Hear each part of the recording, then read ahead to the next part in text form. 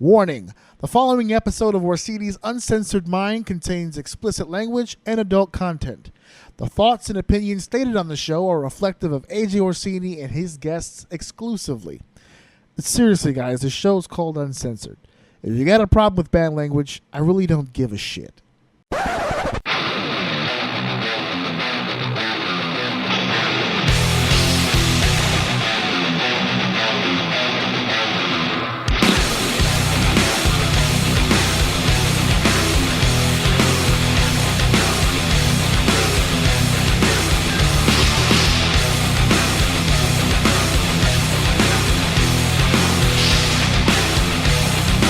Welcome to Orsini's Uncensored Mind, and now your host, AJ Orsini. How the hell is everybody out there? This is your boy, your main man, your soul brother from another mother. This is your host of Orsini's Uncensored Mind, and this is AJ Orsini, and I have done it. I have achieved the unachievable, at least in my own head anyway. I had never thought in a million years I'd be sitting at this table with podcast equipment in front of me doing my 2-year anniversary show. 1 year ago, I was live from New Jersey doing an episode, my 1-year anniversary, all by myself. Actually, not all by myself. I had my producer, Mr. Stephen James, with me. Scheduling-wise, I could not get into the studio this time. It was not financials. I have money. And I just could not physically make it, scheduling-wise, to Garajo Land, New Jersey, to do an hour or two of fucking podcasting. I've got the equipment at his house. I tried to figure out how to go live today. Not today. Actually, the last few days, I was trying to figure out how to go live today just so I can get some more fan interaction in on the conversation, because tonight will be fuego. It's going to be a controversial night. People who are with me today and I will be in debate. There may be some situations we do not agree, but that's going to be the fun of the whole thing here. This is episode 110, and it's the 2-year anniversary. I'm here in the House of O, and I am not alone. I'm here with two Orsini's Uncensored Mind veterans. One of my original interviews, who's been on the show a few times, and one of my co-hosts that I just can't seem to shake. I am here with the nefarious, internet famous, currently body doubling for Chris Hemsworth down at the local Comic-Con here. That's right. I'm here with Afrocentric Thick Thor himself. I am worthy. Mr. Matty, Ming. You're back in the house, Ming. This is your first time in the new house of all. Yes, I love the new house. Yes. You were with me the last time we did a podcast together was the WrestleMania roundtable, and that was you took the trip with me to Jersey for that one. Oh, that place is great. That place is great. I love being Very over there. professional. If it wasn't for my schedule, I'd be there. The two of you would be there. I'm trying to get this next guest, by the way, on live radio just like that. We're going to have to figure that out. I think the Royal Rumble might be my next time going live. You might want to jump on board with that one. But I'm here with a man who needs all kinds of introduction from me because I barely get a chance to ever do it anymore because I'm not on the road. But it's my show, damn it. And, of course, I'm here with the current Bronx Wrestling Federation Cruiserweight Champion. Every time this guy's on my show, he's holding a championship belt. Last time he was the last two times. I mean, I left it back at, You Castle should defend it Grayskull. like the 24/7 title. I don't know if I'm ready for that. But only in the Bronx. You don't want none of that Tamina smoke, that's why. Oh. But he is the current. Bro, the last time he was the longest reigning WXWC4 Tag Team Champions of the world. Now he's holding singles gold here. He is the captain, the Toque, the absolute Chris Kage, the one and only. How you doing, sir? Thank you, brother. It's good to be here. Always excited to get on and get in your uncensored mind. That's right. Now, and collecting championships is what the family does. That's You should know this already. The consigliere always keeps tabs on the family. Right. And has to see. I see what's going on here. Oh, yeah. I see what's going on here. Well, you can be good, Matt, but you can never be the greatest of all time. That's right. I was part of the boat, okay? Oh the blackest Let's of not. all I don't time, think we okay? want to get into this conversation. No, but early. that's true. He's trying to put it all out there on the front The boat, street. blackest of all time. The blackest of all. Man, that gimmick would go over Biters great. of all time. We were biters. I mean, come on. You guys were taking an established brand, and just We were a threat to you guys. throwing A your threat. RC Cola spin Me on and it. Whiplash had the greatest 2KW match of all I time. don't know about of all time. It was All good. time. It was a great match. It but was. Was that like Beulah and Fonzie? Is that the match that took place? It's 2KW European Championship, baby. Yeah, I remember. Memories. I was the king of New York, and the king of Europe. Yeah. Now that Will Ospreay's on the 2KW bandwagon, maybe it's time we bring some of those old videos back.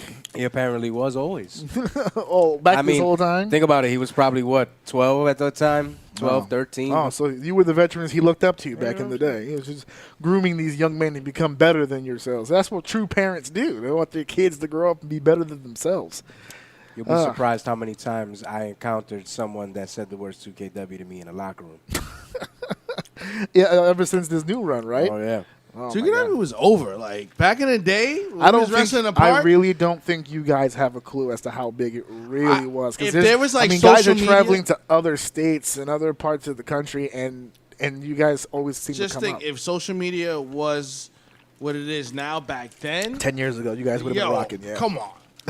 The areas you could have reached, like, it would have been It would crazy. have been unbelievable. It would have been a You guys had national an phenomenon. actual tape. 100%. You guys were filming with an actual tape camera back in those I had to days. take it to M&N Studios. You guys crashed the market. You guys you took Backyard all the way to its greatest heights and then left it in the dust. Fucking become, waiting up at 2 o'clock in the morning on Sunday to see us. The percentage of people that turn pro from that company is, I defy any other fucking company anywhere else to say that they did that. I'm with you on that. But we're off topic. No, actually, no, we're not off. We're not off topic. Actually, believe it or not, I can spin this. Give me a second. Segway. What I wanted to do because the first year anniversary, what I did was I kept it kind of like a regular episode. Even though we were live and we were taking phone calls, the vibe of the show, if you listen back to the 1 year anniversary show, it was kind of the same. I did a what the fuck segment, funny story. We talked about some wrestling at the time. I think it was the hot button topic at the time was Taker had made some comments about the Young Bucks that were kind of interesting, and we got into the whole spot monkey versus chain wrestling type of whatever. Pro wrestling? Oh, okay. Right. So for this episode, because like I said, I didn't plan for this, folks. I didn't think I'd be here for 2 fucking years. So what I decided to do is I decided to take tonight with 2 of my good friends here, and we're going to turn off our professional brains for just a second. We're going to go back in the day, and we're going to become fans for tonight. And what we're going to do is one of the topics, the big topics that we're going to talk about here tonight, is the importance and our fandom when it comes to promos and storylines in professional wrestling. So we're gonna, if you're listening to this going, all they're gonna do is talk about the WWE. Not true. I've got some stuff in my head that goes outside of that. Things that have inspired us, things that we've seen through Japanese wrestling or European, whatever's on our minds. We'll just spitball. We'll have the conversation. So that's going to be our main theme for the evening. But before we do that, I want to talk a little bit more to my guests on a personal level. Let's talk about our Lord Thickness over here. You, Yes. my friend Matty Ming, are a proud member of the False Finish podcast as well. Yes, I am. Yes, I am. And they sent you on location to Comic-Con. Talk They to trust me me a about that lot experience. because, I say a lot of more crazy trust things. they probably should give you, yes. Yeah, I say a lot of crazy You're the one who things. drove 27 miles to Texas to tell somebody they had cancer. I forgot about that. But I wanted to say way worse things than that. Remember the Waco, Texas joke? And I was going to say, he was professional because he ran his material by me before he did it. I didn't want to get lynched because, it's Texas, Oh, yeah. He didn't want to get Becky lynched. Look at him. Yeah. Like, Caught one of those went to white women down there. I went Colored folk to gotta be Comic-Con, last weekend. It was awesome. About a week, yeah. It's like, it was, the only thing I didn't like about it was kind of crowded. That's But- one of the things that really deters me No, from but it was going. like really crowded this year. Like overly crowded. Like As I compared think to other years, the- you've Yeah, gone- because it's mainstream now. Like Oh, yeah. like, It's the people cool who place are to not- be now, right? Yeah, the people who are Is not nerds. everyone in cosplay? Can I go without dressing up? You can. Or am I going to be ridiculed? but you Out look of like the somebody's building. dad. But you okay. would look out of place because everybody dresses up in some fathom. So you would look out of place. So what if I got like a comic book tee or something? Like I'm wearing a Rick and Morty shirt right now. Yeah, Would I like be if okay? you're walking around in like a suit, you're like, who the fuck is this? Oh, narc? no, I'm like, like yeah, you would like, Imagine that. This is where we are in the world now, where the people dressed up as comic book characters at the Comic Con going, "Who the fuck is this Yeah, loser yeah, in here who's this with loser?" his 3-piece suit and high income job?" Yeah, go pay your taxes, loser. Yeah, I know, right? This isn't a write-off, asshole. Yeah, like Sundays. Sundays is like Kids Day. They didn't have that before. Like tickets are $10 for kids. Wait. Sunday's Kids Day? Yeah, like Sundays is for kids. Like, So kids will be shunned the 3 previous days? So, well, that's the thing. so like, all the Adventureland characters are adults at this place, is what you're saying? yeah, pretty much. And Oh then my Sundays God. is for kids. It's like tickets are like $10 for kids on Sundays. Okay. So it's like that wasn't before. Like it's very mainstream, very mainstream. But I had fun. Just And a you were little crowded. interviewing.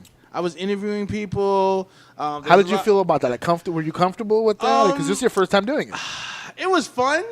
It was kind of rough at first, but then I like smoked up a little bit. Then I got in character. He got Then his creative inhale. Then I started feeling worthy, and then I started feeling worthy, Then I got into it, but it was fun. He was taking pictures like he looked like Moses from the back. So he had like this old school like thing on with the, I think with I'm the gonna keep wig. that character going. Like I feel like I'm gonna do other stuff. That's it was comfortable. That's a YouTube character waiting to happen. I was comfortable. I was in my pajama pants, t-shirt, robe. I had slippers. Like I was comfortable. You had slippers. Yeah, you didn't see the slippers? I had like little furry dog slippers. Oh my So, God! I was Anybody comfortable. stand out to you as far as the interview? Did you meet some really crazy people? I was kind of blank man. A blank man. He didn't understand my premature ejaculation joke. Oh, Because I asked him, Can't you still relate. have that problem? Oh. And he's like, what?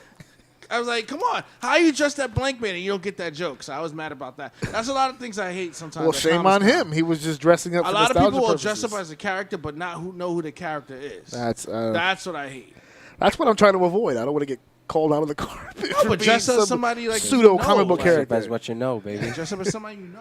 But the only people I know are wrestlers, and I don't want to be that guy who showed up with the tassels and the face paint and the trunks and walking around all day with their fucking. Look at me. I honestly think I if you could go go, as George the Animal I Steel. honestly think if you go with a crew and you do it a theme, like the Subway Mania guys. yeah, man, you I go with a honestly whole think crew. if there was a wrestling Comic Con, I can tell you exactly who I would be. Hmm. I would be Orange Cassidy.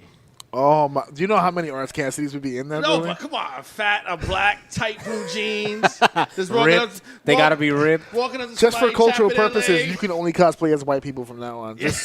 Just for the reaction of it from people. Of course, and people are looking at me like, "Are you?" Because he's also a large black man, so they're not going to step to him about Right, it. right. So I'm they have worthy, to- though. They I'm have worthy. to eat it. I'm worthy. Wait, but did you have a lot of people not getting who you were at the con? No, they knew who I was because I Okay. had the shirt. I had a feeling when I the saw shirt. Fat Thor, Yeah, I was they like, knew. "This is going to happen." Okay, The only thing I didn't just have, like when we left the Joker theater, I was like, "Oh, here it goes. Yeah. Oh, yeah. Here it is. Yeah. It's all set up now. Yeah, It's exactly. either going to be guys dressed as Joker or sexy Jokers walking around here. We're gonna get both. Or the Harley Quinn. I have a friend who's like changed his Instagram like 2 months ago, the Joker, because in preparation of Halloween. I'm like, you're taking this a little bit too far, buddy. He was just trying to get ahead of the curve. He didn't want to be I one mean, of a those little bit followers. too far. people. Like, He's Nah, like, it'll I'm be- just already assuming I'm going to be this Joker Halloween year. will be Joker, Avengers, Avengers is every year now. Avengers. Ugh. That's about it. I see a lot of Jokers this year. I think we get a lot of Jokers. Well, Birds of Prey is coming out, so more Harley It's Quinns gonna be terrible. are coming out Yeah, there. nobody's gonna. That's gonna be dressed up terrible. as I'm not For, gonna go see it. for my other guest here, he has also been busy because you've been a little chatterbox on social media recently. You've got a long line of promos coming out. You're the Cruiserweight champ. Redefining the book here on Sell Yourself. Talk to me more about what's been I'm going kind of on on with this quest of. that. Your mental has changed here. I'm kind of on this mission of trying to show people how valuable the art of promoting yourself can be and how far it could get you. You know what I mean? I mean, It takes you to gold. listen. I've said this before. We're all very close to a lot of performers in the business in many different meanings of that word. And when I scroll through my social medias, when I scroll through my timelines, and I tend to be very disappointed in how many or lack thereof of I feel like we know a very, very lot of talented people, and you probably wouldn't know it based on just taking a normal afternoon scroll through your social media. You know what I'm saying? And I want to change that. I don't want people to be afraid to put up that tripod, to put up that cell phone camera, selfie cam, however you got to do it, baby. And the funny thing is I think a lot of people have the same issue as far as not putting the promos out. And this is going to lead into our main topic here, which is one of the reasons why I wanted to have you I picked this topic because of the guest that I had coming on here. First of all, Matt never shuts up. No. He's one of the most opinionated people on the planet. But my opinions make sense. But also, what I love about Matt is that whether it's a good idea or a bad idea, he says it. It comes out. I'm honest. He's as open and as honest a person as ever, and you are equally so. You've transitioned your ability into your career. But so there's two different facets here of talking that I have in front of me right now, and of course, I do a little bit of talking myself. So I think the last time I had you on the show, when you were here with Whiplash, you had a little bit of a rant about that then. Right. When you were talking about that. And that's what sparked the idea of doing this episode at some point. So I knew when I had you guys coming over, I said, okay, this is probably the best time to pull this shit out of the bag, and let's talk about it. So before we get into the actual discussion about good promos, bad promos, who are the people that reached us, and blah, blah, blah. I first want to go through the definition of what we're talking about here, okay? A promo. We're going to start at 101, okay? A promo, I feel like there's people who are in the industry who listen to this who need to hear this. A promo is short. It's shorthand term for promotion. The point of the promo is to get over whatever it is you're trying to sell.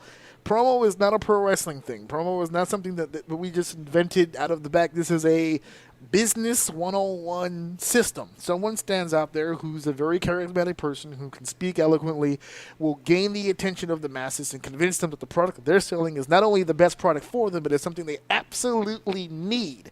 You have to create a demand with your promo, and then when you reel them in, you give them your supply. Just enough supply to keep them coming back the next time, and so on and so forth. So a promo is very, very important. We have two types of systems in the pro wrestling business now. People like yourself, who are very, very talented, but unlike you, won't take the time to put that on camera, won't take the time to put it on video, so it hurts them. And then there's the other brand of people who can't stop talking, who can't get away from a camera, but does not have the ability to actually talk.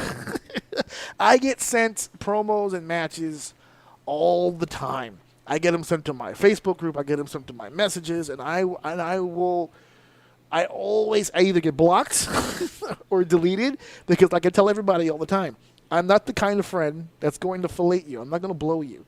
If you send me 15 minutes of something that you want me to see, and then you ask, tell me what you think, I'm going to tell you what I think. If there's going to be some good things and there's going to be some bad things. But as a friend, you're probably going to get more bad than good because I want my friend to be better. If I sit here and say, "Oh, everything you did was great," you're not a bad friend. You're going to blow it up his ass. And right? tell him I'm not going. I have some good. of my.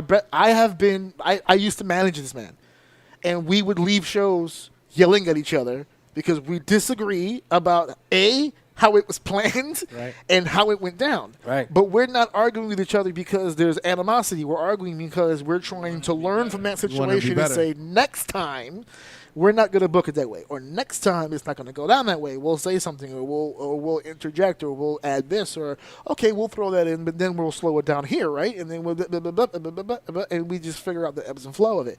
So I'm not the kind of person to be like, oh, yeah, man, good stuff. That was great. If you ever get that from me, I either didn't watch the video and I'm just trying to blow you off, or I just don't care about you. Or you don't give a shit. Yeah. I don't give a shit because I get a lot. So I'm not friends with a lot of people that send shit to me.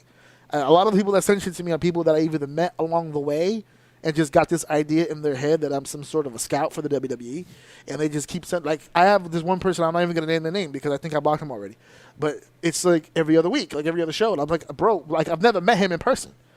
And I don't mind helping people out from time to time, but I'm like, I'm not your mentor, I'm not your coach. He's looking for that rub, baby. You're not under my wing. He's a listener. Wants to be under your wing.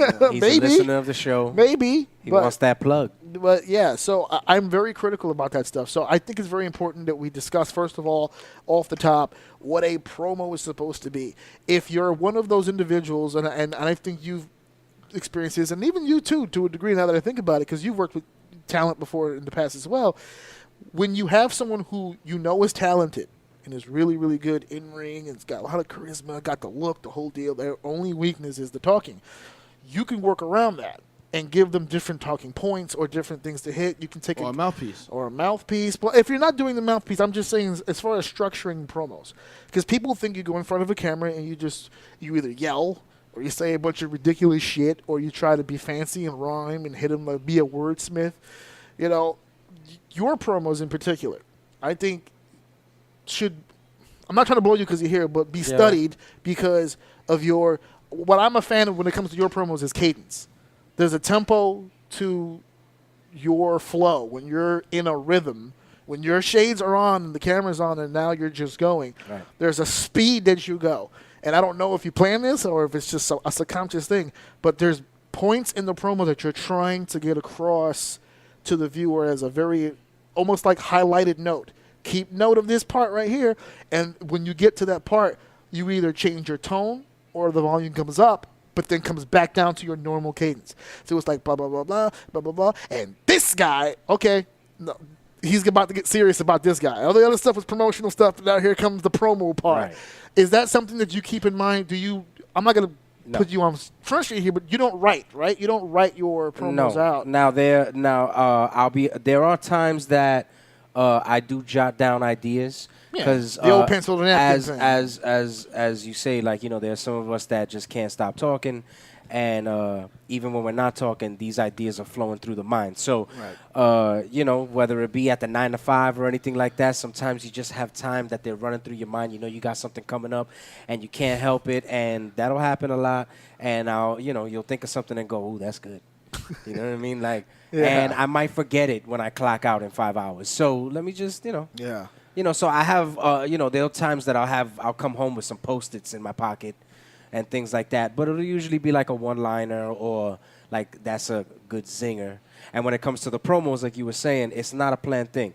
One of the things that I find is an issue that can create the whatever hesitation it is for someone to try and attempt doing promos and putting them out there, which I think a lot of people we know suffer from, is I think when guys get in front of the camera or when you hold the camera up in front of me, guys get nervous because they think, what am I going to say that's cool? They're looking for that. They're looking, I need to say something cool or tough or a catchphrase. Or they want to hit a home run with every promo. Right, and I think that's the first place that you go wrong. And I think the reason that you feel the rhythm that you feel when I do my promos is because I'm just talking about whatever's happening.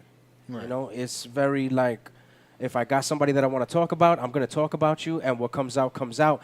And the reason you get that rhythm and you get those spikes in tempo is because I'm feeling it at that moment. Right. And something's pissing me off. And, when I mention your name, AJ Orsini, but I think I just got a little hot just now a little bit. Am I right or wrong where sometimes... About to cut a promo? Yeah, he was about to do it right now. I don't know. It's bubbling inside. Because when you do your promos, because I think a lot of common mistake with people is that they feel like in order for me to sell this match, what I have to do is I have to convince this person that I'm going to beat the shit out of this guy. Right? That's how I'm going to sell the match. You guys are going to want to see this match because I'm going to hurt him. I'm going to put a whooping on him. I'm going to beat his ass 3 waves from Sunday. When I listen to your promos, your promo almost sounds, I call them Sports Center promos because they're almost recap. Like you're not telling the audience, I'm going to tear this guy limb from limb. You're telling the audience, I'm going to beat his ass because 2 weeks ago when he said this or when he did that, and then he felt some type of way because I responded like this, but I'm not the bad guy. But that's fine because this Sunday we're going to blah, blah, blah, blah, blah, blah, blah. You connect dots in places where if I've never seen a BWF show in my entire life, and I'm just scrolling through suggested videos or whatever, and Chris Cage talks about, I don't know, Brother Greatness, right? You put out a video about that. And I watch it, and I don't know you, and I don't know BWF, I don't know nothing. You just gave me everything I needed to catch up in 2 minutes. Now that last 30 seconds about me beating his ass, I give a fuck. Because, holy shit, you did wrong, you piece of shit. And that's when I get to spew my venom. Yeah, and I hope Brother Greatness beats the shit out of you now. Because it's like, because you done told the whole story. And I think that is part of the lost art. Because I think, and we're storytellers. Right. And I try to do that too sometimes. And I think people, my problem, which I have, and I don't know if you have, because I've done promos with you 1,000 times. I've never seen you do it. But my problem is I get so engaged in my own story that I start trying to paint it brighter than I need to. Right. So what happens is the same. If somebody put a camera in front of me and said 60 seconds, okay, here comes my best shit, right? But if someone puts a camera in front of me and just goes go, and I can go for as long as I want, therein lies the rub.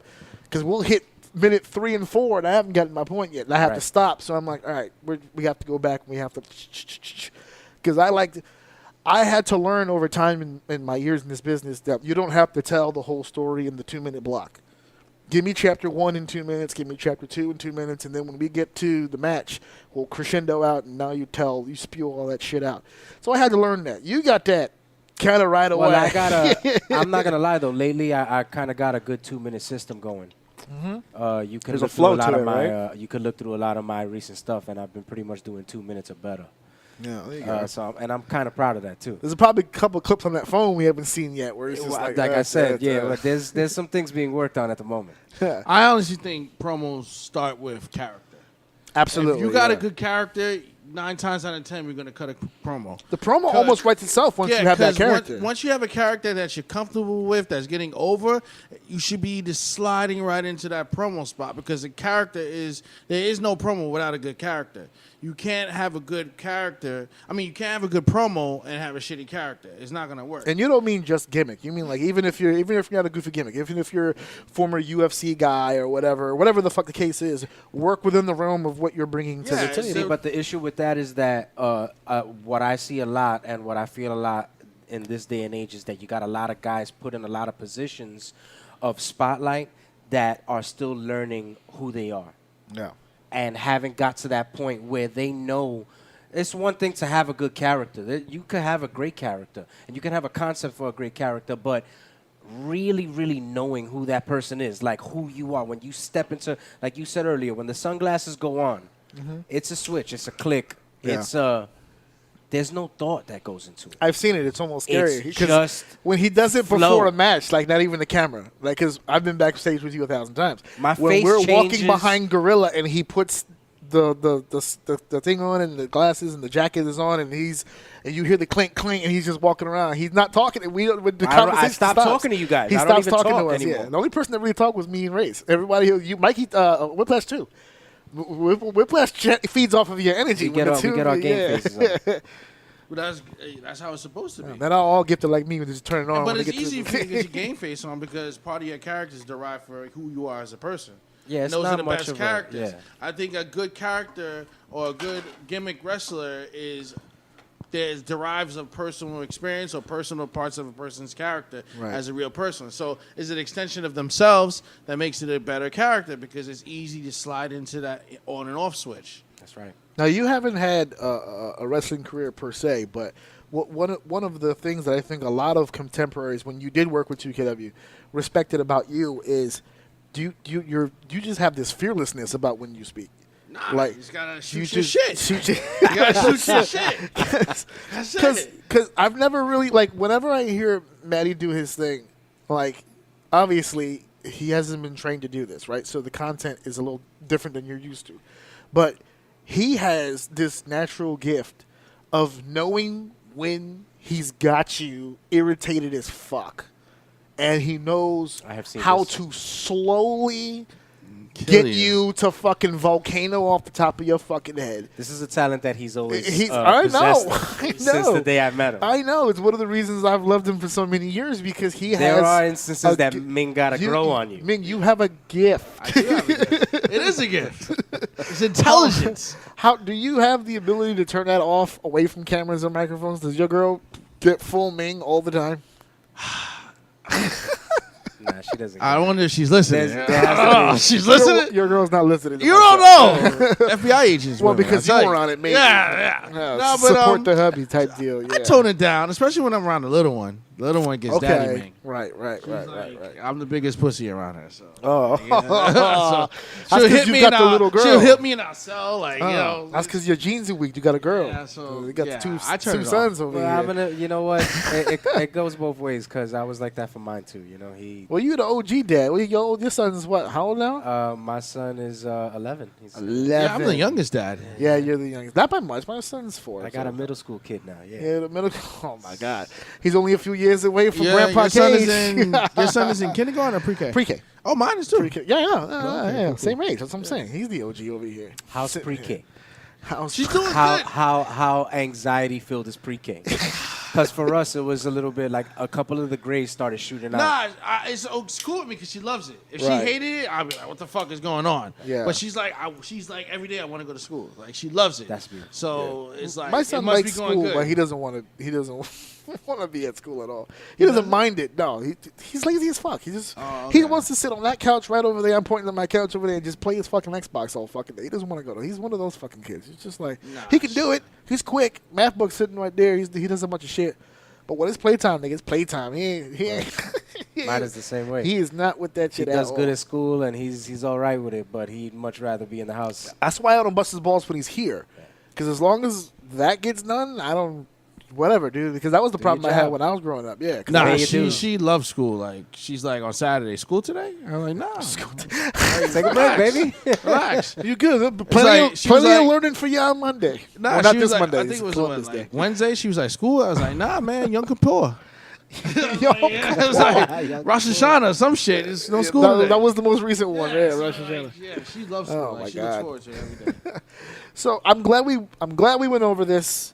Hopefully, you know what? I should clip that out. Just that piece right there and just promo 101. Just put that shit on the page so that people can figure that shit out. But now that I've got all the ass kissing of my guests out of the way, let's turn back the clock of time here. Let's be fans again. Let's turn off our professional brains just for a second. Now that we have discussed what a promo is, now that we've discussed everyone's promo style here in the room, except for myself, but I have a show. They've heard me talk 1,000 times. So let's go back now. Let's go back to Lil Kage and Lil Ming and Lil O, and talk to me now about that first wrestling. Can you remember the first wrestling promo that just grabbed you? That's easy for me. That's easy for you. The night after Pull the The mic Rock. up. Pull the mic up. The night after The Rock turned heel and go and join a corporation. Oh, All night long, The Rock's phone's been ringing off. Die, Rocky, die. That shit was great. I was hooked on that. I was like, that wasn't for me. I was so sold on that character because he was just the way he conveyed it. You hated him. And I Look was at like, the happiness on his yeah, face it when he was brings. such a good moment for me. That's, It's that's like, what I'm Feel it right talking now. about. Ah, We shit need was- this in the business, that guys. shit was great. So that was my You first just took like me back to experience. 98 right now. Oh, That was a great promo for me. That with that cardboard belt for some reason that just didn't bend, and he had it right here at the wrist. It's like, die, Rocky, die. That shit was great.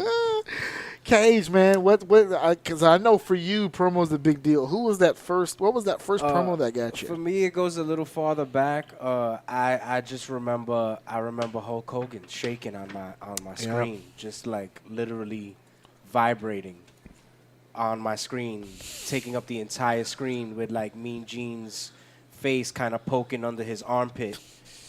But The life of an interviewer. It was great because he was nobody else ever like him, never. Hogan? and he was just like It was an instant. It was pure For energy. me, it was instant. It was an more instant than hook. life. You know, I grew up idolizing others, but as the young kid, like that's my first memory. It's just him screaming at the top of his lung and me being instantly just Into it. engulfed in Hulkamania. Hulkamania. Mine actually involves Hogan, but the other way. The first wrestling promo I ever saw where I was like, this is awesome. I'm watching this every week. Actually, it did involve Hogan, but it was the Randy Savage Hogan over Miss Elizabeth feud thing. And When we get into angles. Yes, when, the Randy promo where when I look into your eyes and you saw Elizabeth, I saw Which it we're in gonna- your eyes. I will argue one of the greatest angles ever I don't think produced by WWE. You won't find an That argument one? from me. Hogan and Savage at WrestleMania 4 to 5. The build Arguably for one of the greatest angles. The Mega Powers build up all the way to the split and the whole deal. A year-long, drawn-out angle. That made money. It was beautiful. Yeah, that was a pretty good one. Build up, set up, Easter eggs, like calling it from months and months in advance. Yeah, they really don't do that no more. With like such long drawn out storylines. Which is a like that. shame. It really is. Well, it's 'cause harder. I think it's harder now. It's harder. It's hard. The It's way attention harder. span, because Shorter remember they response. weren't on TV every week Yeah. during that promo. I mean, you had superstars, but they would more remind you as opposed to give you new material. You had to wait for like pay-per-views and big events to come They had out. they had the content they have now in the 80s. The Hogan Savage feud would have went 2 months. Yeah. That Well, would've- they also had Saturday Night Main Event back then, didn't That they? would have by SummerSlam it would have been done. The big blow-off. Isn't that when the split happened, SummerSlam? Like they ran all the way damn near through the summer, and then all of a sudden the big split happened between the mega I just powers. remember the Well, tag no. match where she That was got at hurt. SummerSlam. No, they tagged together at SummerSlam. Right, yeah. Right, And then and that's when the that was crack when- started. This is when Hogan patted Miss Elizabeth's ass. A little too, He little, got- he got a a little little too personal, a fondling little right too there. in there. Hulk was running Your wild. hands on Miss Elizabeth. This is when Savage first noticed the lust in Hogan's eyes. I could see it in your eyes. That guy was so fucking intense. That's one of my favorite promo guys of all time. Which Who, was Savage? Savage, one of my favorite. Like He's up there. just as a fan, like if I don't break down how promos go and just the pure intensity of it, even with the glasses on, you can just tell because every now and then he'd yank him off and you see. But that it was the fucking character. crazy. It was the He character. had character, It though. drew you Everything in. about and the way Even his everything. mannerisms, the way he moved and walked. He didn't do turned. this. And the turn. I was Yeah, going to the talk about that. The turn. turn was big for me because everybody, when they did promos with Mean Gene, they would stand next to Gene and wait for him. And Gene would be doing his build up, and Yeah. Randy is just off in another fucking world, getting his traps on TV, and he's like, "I'm the cream of the crop." Had And he to would flash do the back of that new $10,000 robe. all the and as he evolved over time. I mean, with Miss Elizabeth, I think my favorite promos with Randy were with Sherry. Because he would dog Sherry on fucking TV. He was like, He would. "No, he's not. Yes, yes. No, he's not. Get out of here. Get the hell out. Get off camera right now. It's all about me." And I'm like, "Oh my god, she get the fuck off too," because she knew he fucking slapped the shit out of her at that. Nacho King. probably Nacho King. I wish he would have. I would love to He's see corpsed that. a few people on camera. It just never was Sherry. So Hogan was one of the first. But overall, as a whole, if you look at a body of work, who's one of your favorite promo My grandfather, guys? Ric Flair. Your grandfather. Yeah. Oh my Oh, you God! didn't know? Oh, yeah. Yeah, he's your grandfather. Yeah. I want to say The one of your- Rock. The Rock's one of your The favorite Rock is promos of the- all time. Those are two completely different promo guys too, Flair and The Rock. The Two Rock- 'cause completely The Rock different is- styles. You just like Two completely different styles and yet very similar. How so similar? How so similar? And Because captivating. The concept is the same. You know what I mean? They took different paths to The fall up in the same spot. because if you strip it down, to like its skeleton, at the same time it's still about I'm better than you in every way. Think about Right. The Rock just spins it in probably the most creative way we've had it delivered. But at the same time, it's still he makes it interactive. right. He makes it interactive with the fans. He still talks about being the absolute best at what he does. He still think about the way he dresses. He's the best dresser. He's the best. The good looking. Not better than cat. Flair. I mean, that one alligator is worth more than your house. and he's still. And at the end of the day, he's still telling you that he's either going to be the champ. He's going to kick your ass. He's going to do those things. He has his spin on it in a way that only he can do it. But the concept of what they're doing is still exactly Yeah, the same. it's the same formula. It's just cooked up differently. I always took the reason why I say so different, since the two of you are so on the line of them being similar. Here's why I think they're different. Like you said, The Rock had a lot of interactive parts to his promos, but The Rock would allow the audience to come to him. All those catchphrases where he would say something, and they would respond on cue. That's him grabbing the audience and making him do whatever the fuck they want him to do. Flair was the opposite. Flair would bring his promo to you. He'd be in the middle of a script in his head, and then somebody in the front row will say some shit, and then he would just lean over, ugh. And now he's bringing the crowd into what he's doing. Because now it's almost like you ridiculed this one man in a group of people, and he sifted through the crowd just to find you, just to make you fuck, and that grabs you. And it grabs the people next to him because they're sitting next to the guy that got picked, and so on and so forth, and now the whole crowd. That's why I always thought they were different, because Rock has them coming to him. Flair would go out and come after you if he needed to. Hey, shut up, fat boy, or hey, quiet down, young girl, before I go out there and make a woman out of you, or something like that. I can see what you mean by that. I can see what you mean, but I'm not saying other one's bad. They're two of the best. no, you're right about that. I just think for me, The Rock as a heel was probably like. Were you a fan of Hollywood Rock? I was a fan of Hollywood Rock. Or was that the version of The Rock that you liked the most right there? It was all right. It was different because he changed. I didn't like himself. the theme. I hated the theme. I think helicopter. I think he didn't have enough time to flush the Hollywood Rock out. I think it was a kind of very like short he was time. he's on his way out. It was such a short time. It kind of felt. It almost was like a throwaway. He put But it a was lot a of really people. good 3 or 4 months where he It was a good, but I think if He you put a would lot have of more- people over. He put people over. yeah. He put people over. And just They to should go have back did more to with Hurricane. to go back to the comparison of Flair and Rock real quick, the one thing that I will say in defense of that is that for a majority of that time period with Flair's job was to get heat, Yeah. which was The Rock's job for a very short time during that period. But once he was turned, his job was no longer to get heat anymore. And Flair had a good, See, this is our first disagreement. I don't think The Rock ever tried to get heat. To be I honest mean, with when you. he was corporate Rock, he tried no, to get heat. No. Think about it for a second. When he first debuted, when The Rock first debuted, super babyface. I mean, white meat's Yeah, not Rocky even Maivia, like yeah. white meat's not even like that's an understatement. They made him the babyface, like the prototypical. he was raw meat. He was raw meat, and he was getting the heat just because people were fucking sick of him.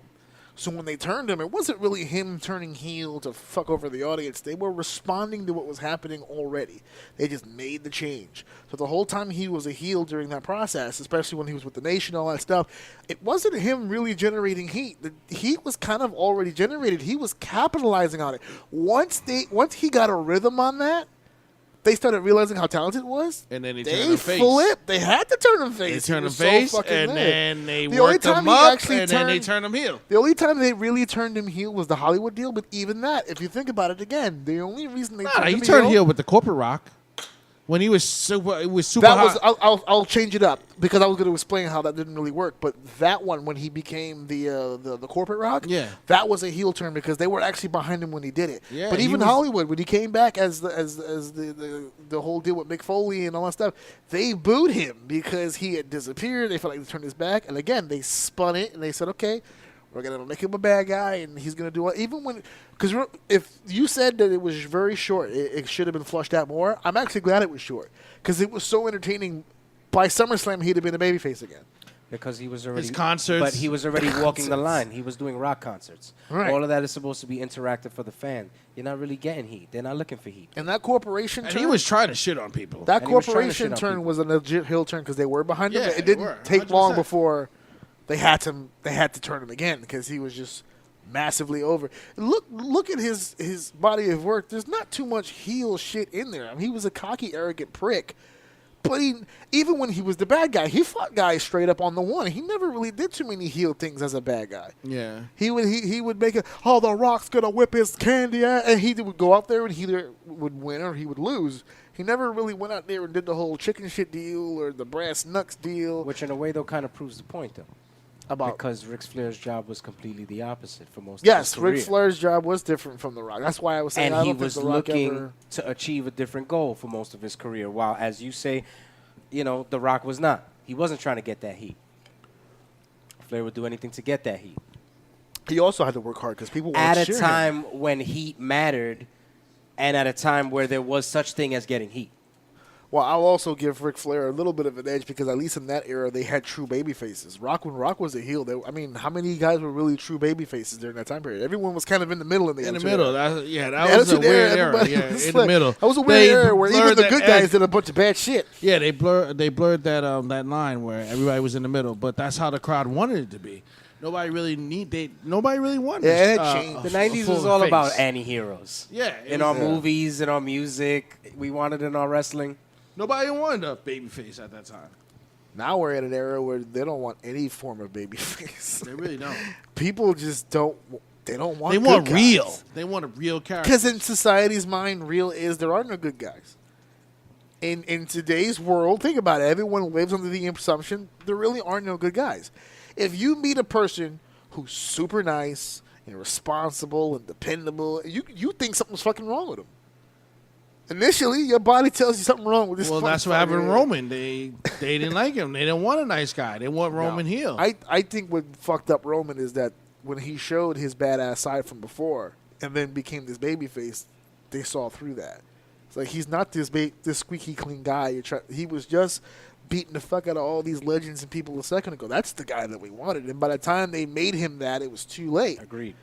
That's what fucked You think Roman. he'll ever be full heel? They had a winning formula with him. Like They had, full yeah. heel? You If think they'd he'll have kept ever his mouth shut, just had him running through people, that would have been it. He would have been a top guy. You think he'll ever be full heel? No, they can't. For the same reason they couldn't do the other guy either. They just, we were talking about this off air. The formula that WWE has does not allow for these guys to get over in the way that we grew up thinking over meant. You can't create a true heel anymore in a culture where if you say something a little too aggressive, I have to go and tweet an apology later. Yeah, before if a guy went on TV and said some ridiculous shit, people would write the station. Like this isn't new. In the 70s and 80s, I mean, Right, the station. yeah. Well, I'll tell the Who's story. writing letters anymore? You listen to Cornette's podcast, right? They tell stories all the time. Like, for instance, the Dusty Rhodes breaking the arm deal. When they broke Dusty Rhodes' arm, the Horseman beat up Dusty, broke his arm. People called the police. They tried to get the show shut down. They thought, because this is at a time where they thought it was real. Yeah. We got around that. We were still able to do the heel shit because at the end of the day, we were in control of how this shit actually worked. Now, if Jinder Mahal goes out there and says, fuck white people on TV, right? Which he should. Which he should. But if he does that, they would literally have to pull him off the fucking show because Fox would get on the phone and say, he's got to go. Oh, they're going to Muhammad Hassan him? Oh, you mean They're gonna Hassan chop him? the new principal of that high school up in upstate New York? An Italian guy who used to has a play nice a Muslim? Everybody's too sensitive. Way too sensitive. It's not about too sensitive. We've always had sensitive people. For some reason, since this is the generation of them winning, we've always had sensitive people. No, there's people that are overly sensitive. Like Overly sensitive is not a new concept. well, There's I don't. always Maybe been it's people. not. We don't have new. They just overly have sensitive- more power now Yeah, there's all of more a sudden. platforms for them to complain about. Exactly right. That's right, yeah. We gave them a voice. Can you imagine what would have happened in 80s wrestling if we would have had Twitter? Can you imagine what would have happened? All those drug addictions, all those underage shenanigans that took place, the bowls of pills being backstage. Can you imagine if Tito Santana just happened to be live streaming on his off time behind stage and there's two people fucking behind him? It would have been outrageous. The 80s would have been a fucking madhouse. Yeah, sure. UWF would have been shut down on the spot. They should be like- they would have should been do a sitcom There would about have been no wrestling in Texas off the bat. That would have been. We would have just canceled the whole state of Texas. There would have been no wrestling down there. It would have been crazy. Everyone has a voice now, and that's what's wrong. And now we because can shut not the every fuck voice needs to be fucking heard. That's true. And that's coming from someone who has a fucking podcast. I'm including myself. If my podcast ever gets to the point where I'm just saying too much, then fuck it. I'll accept responsibility for that. But there are so many people who go on Twitter and post, and they're so proud of what they posted. They really feel, I made a difference today. I told Halle Berry her sweater is ugly. I think she's going to take my advice on this. I think she's going to go back to Target and shop for something else. Imagine she does. Like, oh my god, I know. they hated my sweater. Joey Oh. from Iowa. Let me thinks wipe that my tears sweater with is my terrible. $100 bill. Yeah, I know the Dave Chappelle gif of the money. Yeah, please. With the Halle crown. Berry's fragile at this point. Oh, yeah, let's not These drag her days, name yeah, into all she's- this. That's too soon. I'm sorry. But yeah, I mean, that's what I think. So this particular topic, I think, runs in the face of that, about putting these promos together and Jesus Christ storylines. We were just saying a second ago, a year's storyline is almost impossible to do. You don't get angles anymore that you could get invested in. You can't At the end of because the day, this is supposed to be built on making us feel something and making us want to see this altercation between two people, no matter who it is. there's so many factors, so many reasons why we can't do a year-long program. We just can't. Can't. Injuries, scheduling, all kinds of fucking reasons. I mean, back in the day, It cannot go over, and they yeah. have to change it. they do the 50-50 booking. Well, if this guy loses, he was buried. And if Honestly, this guy wins, then it was too soon. The last year-long feud, I can honestly say, might be Edge and Cena. Like, they legit had a year-long feud. They had a year-long feud, and one of my favorite programs of all time, and if we want, we can start getting into the programs now, and I'll kick it off with this one because it's a non-WWE program. It's one of my favorite programs of all time because it made sense for a full fucking year. Final battle to final battle. Kevin Steen and El Generico in Ring of Honor is one of my favorite feuds of all time for several reasons. First of all, I love the fact that the feud was carried by one person because the other person doesn't speak. El Generico doesn't do promos until right toward the build-up toward the blow-off match when El Generico finally grabbed the mic and said a few screaming words, but just to drive the point home. And the whole Kevin Owens turning on El Generico after years of tagging together and being legit best friends and then having this blood feud with chains and all this other shit, blowing off to a loser leaves town ladder match. That's old school professional wrestling, and it happened on the indies in the YouTube era in the 2000s, which tells me there's a small sliver of a chance that maybe this can happen again. But even that scenario was very specific because Ring of Honor doesn't run every week. They run, maybe at that time, it was like maybe 2 shows a month or something like that. So they took it upon themselves to do that, but they carried that program in the sense of that hatred through other promotions. They did it in PWG for a while. They were fighting each other. They were doing it at Jersey All Pro. There was a lot of indie companies. They took that. It's a lot of feud freedom to. back then. That's why you can do Well, that. a lot of freedom for them. Not everybody at that time had that kind of freedom, but it was making money for everybody who touched it. So nobody wanted to fuck with it. Everybody was just like, don't breathe or you'll knock the whole. Because those programs don't exist anymore. And then they had the I think one of them. Oh, there was a Generico lost his mask on one of them. He had the pure black, straight up black mask for a while. They put a lot of thought into that shit. So I got to give them credit. It's one of my favorites. To your point about there being a sliver of hope that this could possibly happen again, I think you made a great point in the entire story you told, because I think it all comes down to execution. It comes down to who's involved and execution. Just like you said, it's all the factors involved. The them being the best of friends for so many years, the betrayal, and you don't have many people that could have been in the position that can carry a feud for a whole year just talking by themselves. Yeah. So you Kevin gotta Steen give came Kevin out a Steen star the credit. after that. Yeah. You gotta give him the credit for being able to carry a 2-person feud on his own for a the year. power of his promos. Just based on his ability to speak. And when other people would come in, I don't know how familiar you guys are with that feud, but like toward the end, Colt Cabana got involved. He was speaking for El Generico, and then they had that tag team. I was actually live for the Kevin Steen, Steve Corino versus El Generico, Colt Cabana match, and that got wild and crazy. Like they got so creative with that feud. It was one of those moments, like as you follow it, where it felt like the Austin McMahon deal, where it was like whatever they threw on the wall was just fucking sticking. Like everyone was just buying into it. And this was back when they were doing DVDs, so you had to buy the DVD to see it. You couldn't rip it just yet, and yada yada. So it's one of my favorite programs of all time. You got Ming? Do you have a program? It could be WWE. We're not excluding Bret anybody. Hart, Shawn Michaels, 100%. That's one of the realest programs just of all 100%, time. 100%. It's the greatest promo ever. Because till this day, was Screwjob a work or was it planned? They're still having that debate too. Still debating on it, which I think it was planned. 100%. 100% planned. There was too many things about it that made you scream like it was planned. There was a lot of stuff that was done directly on hard cam. Cameras already in place to catch certain things. It was definitely planned. And Scott Hall said it was planned. What do you think, Kage? I'm kind of on. Was it a work? I'm Was it kind of not on a the work? it wasn't a work side.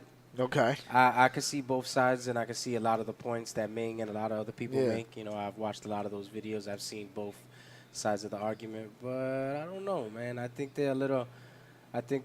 There's a couple of holes in the story if it was a work. You know what I'm saying? What holes? And I feel like, especially on Bret's side, I feel like he didn't gain too much out of it if it was a work and it was something that He set gained up. one and hell it of was, a contract. He gained a hell of a contract, but and he went out in a way that it was acceptable to him. It was very much a situation where the money didn't buy too much happiness in that situation. Well, he didn't know that. He Going didn't out. know that, right? He didn't know that going He didn't out. know that going down, right? Yeah.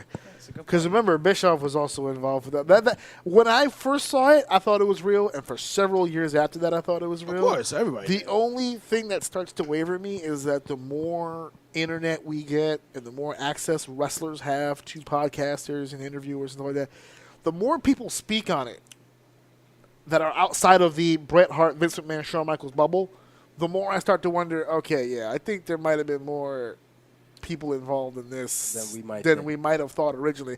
Because it's not that everyone has different stories. I just find it funny that everyone has a story. Like, for this to be so... Because everyone talks about how top secret it is. But everyone knows about it. It's like, oh, Vince, Shawn, and Bret went into a room and things were discussed, and then this is what happened. I'm like, but how do all of you know that? Like, how do all of you have... You know what I'm saying? Like... When you want to cover up a crime, everyone has the same story. Yeah, everyone got the same story type deal. You don't think there's something to maybe like, it's been so long and the story's been romanticized so much and glamorized so much that it's one of those events that people even that weren't involved want to be involved and want to say that they were involved and be a part of it?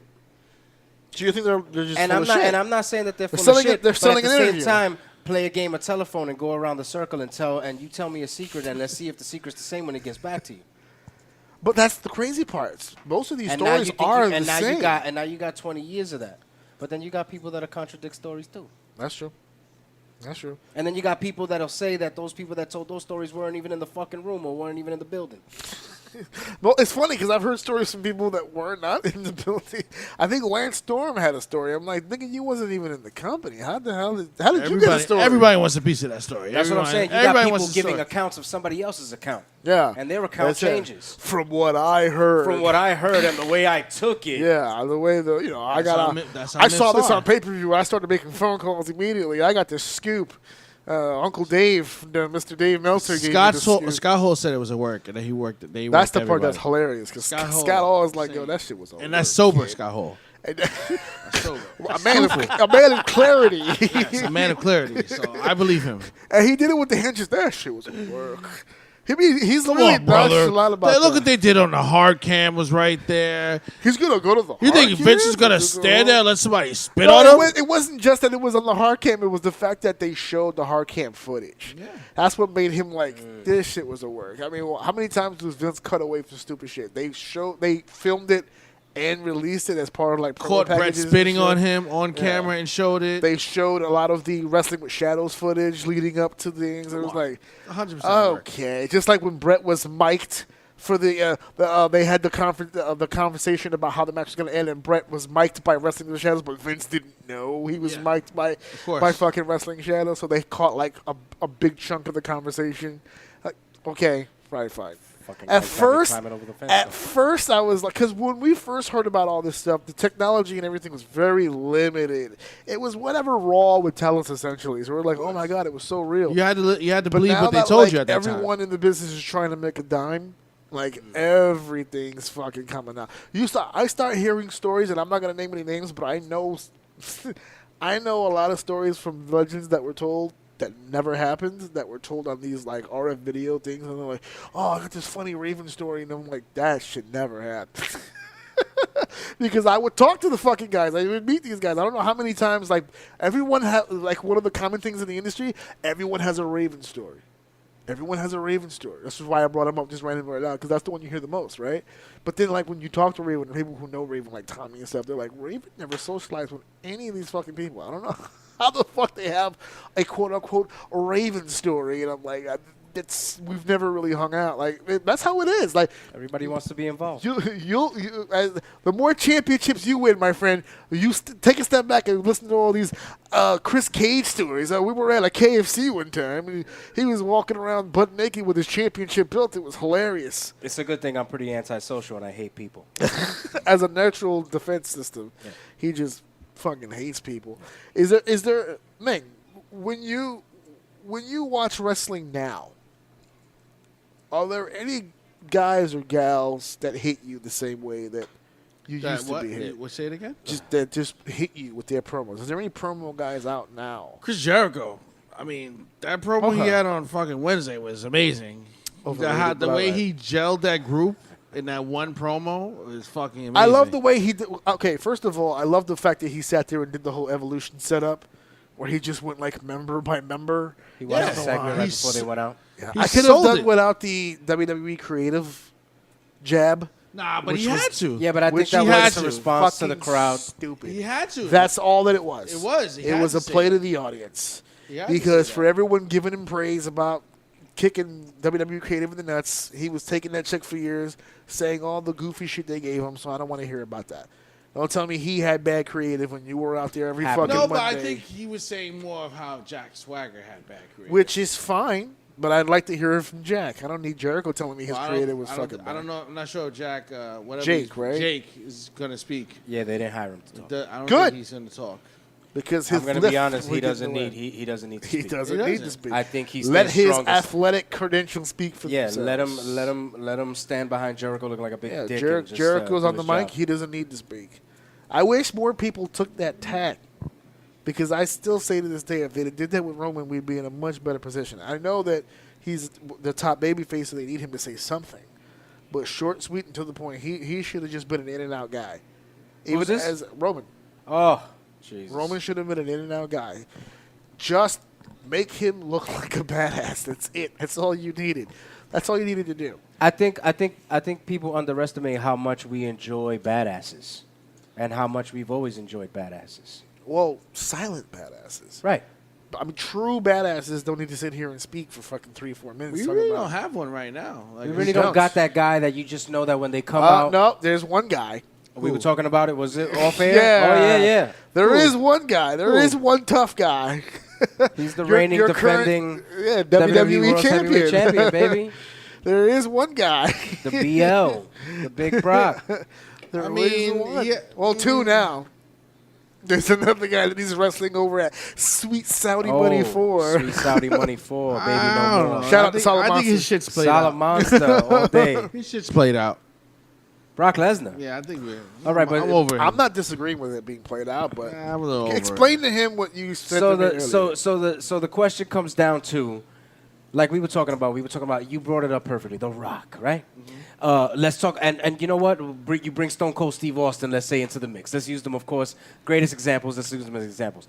So similar yet polar opposites, because it's about a feeling. There's a visceral, pit of your stomach feeling that you get when Brock Lesnar comes out, when that music hits. Still to this day, you don't have to like him. You can hate, you can be tired of his shit and all of that, but you know that 95% chance somebody's going to get fucked up. Okay? Someone's gonna get fucked up. If someone else is occupying the arena when Brock Lesnar walks out, somebody's gonna get fucked up, right? Agreed. Now take that back. Like, and you just said we don't really have that feeling anymore. And even if you take the feeling of somebody gonna get fucked up out of the equation, that feeling when he's standing there and he's looking with that dead, ugly face in front of the camera into the hard cam, and Paul Heyman is talking, and you know that on a very, very real level, that whole Brock doesn't care, he doesn't give a shit is a very real thing. It's not a gimmick that he's playing. He does not care. It's not like, and you feel that through the TV screen. You You're feel right. that, and it very much plays to how you feel when you see remember him that perform. Raw where he was reading the comic book?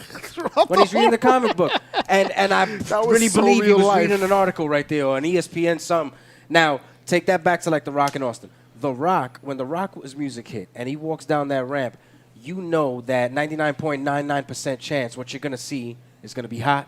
It's gonna entertain you. It's probably gonna make you laugh. And when it's over, you're gonna be high-fiving, and you'll be gonna. That was my favorite part of the show.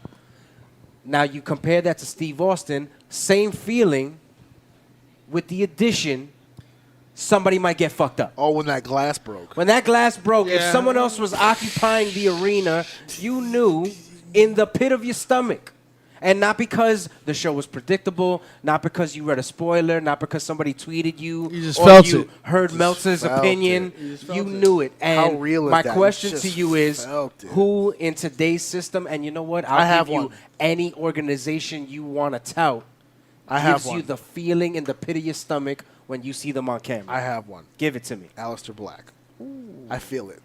I'm not gonna lie. I feel it. Not yet for me. Not on the main roster thus far, to be honest with you, because of the way they've used him. And they're going to start pushing him a little bit more now because they had him beat those jobbers up. Did he get drafted tonight? I haven't seen.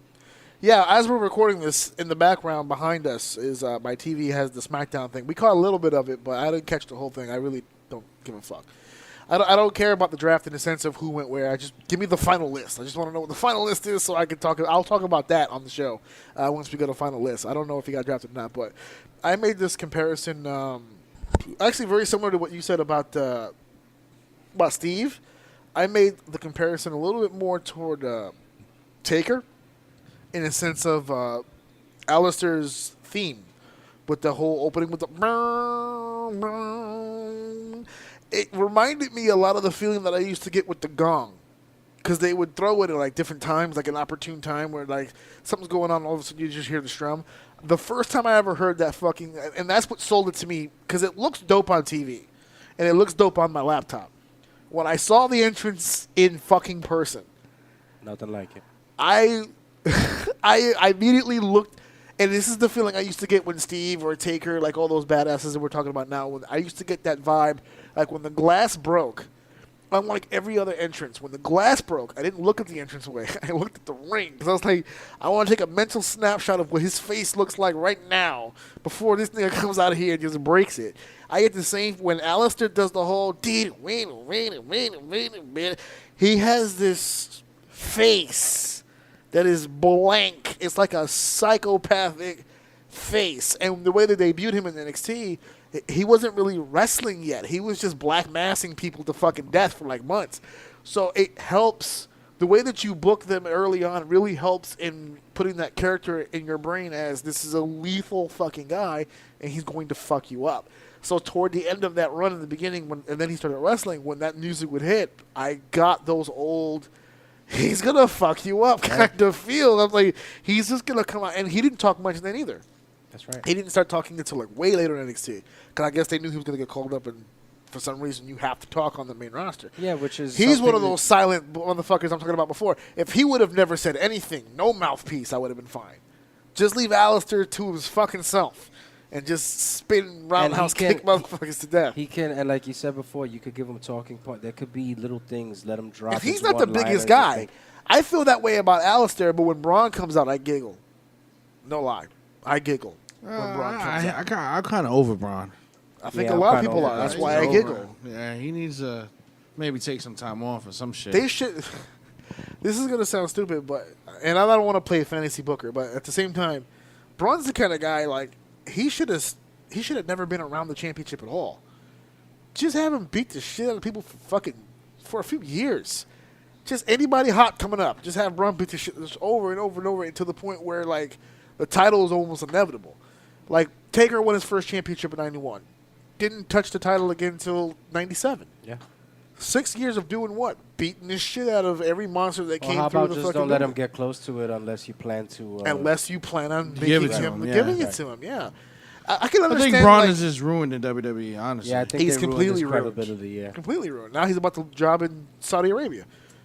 Yes, so? I To a said Saudi non-wrestler. Arabia. I know they don't want to say it because it's a bad connotation. They'll still take the money, but it's Saudi Arabia, guys. They're wrestling in Saudi Arabia.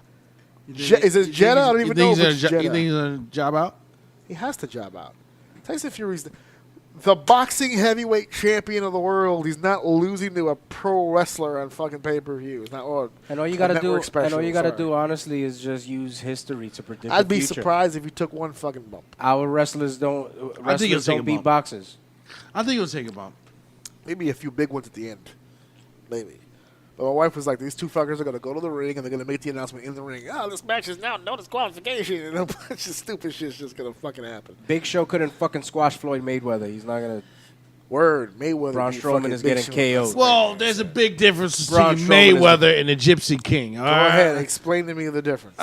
Money-wise, stature-wise. Okay, well, that's the business end of it. Over-wise. How do you book that match? He's not even a top heavyweight boxer in the world. Mayweather at the time was the number one pound-for-pound fighter in the world.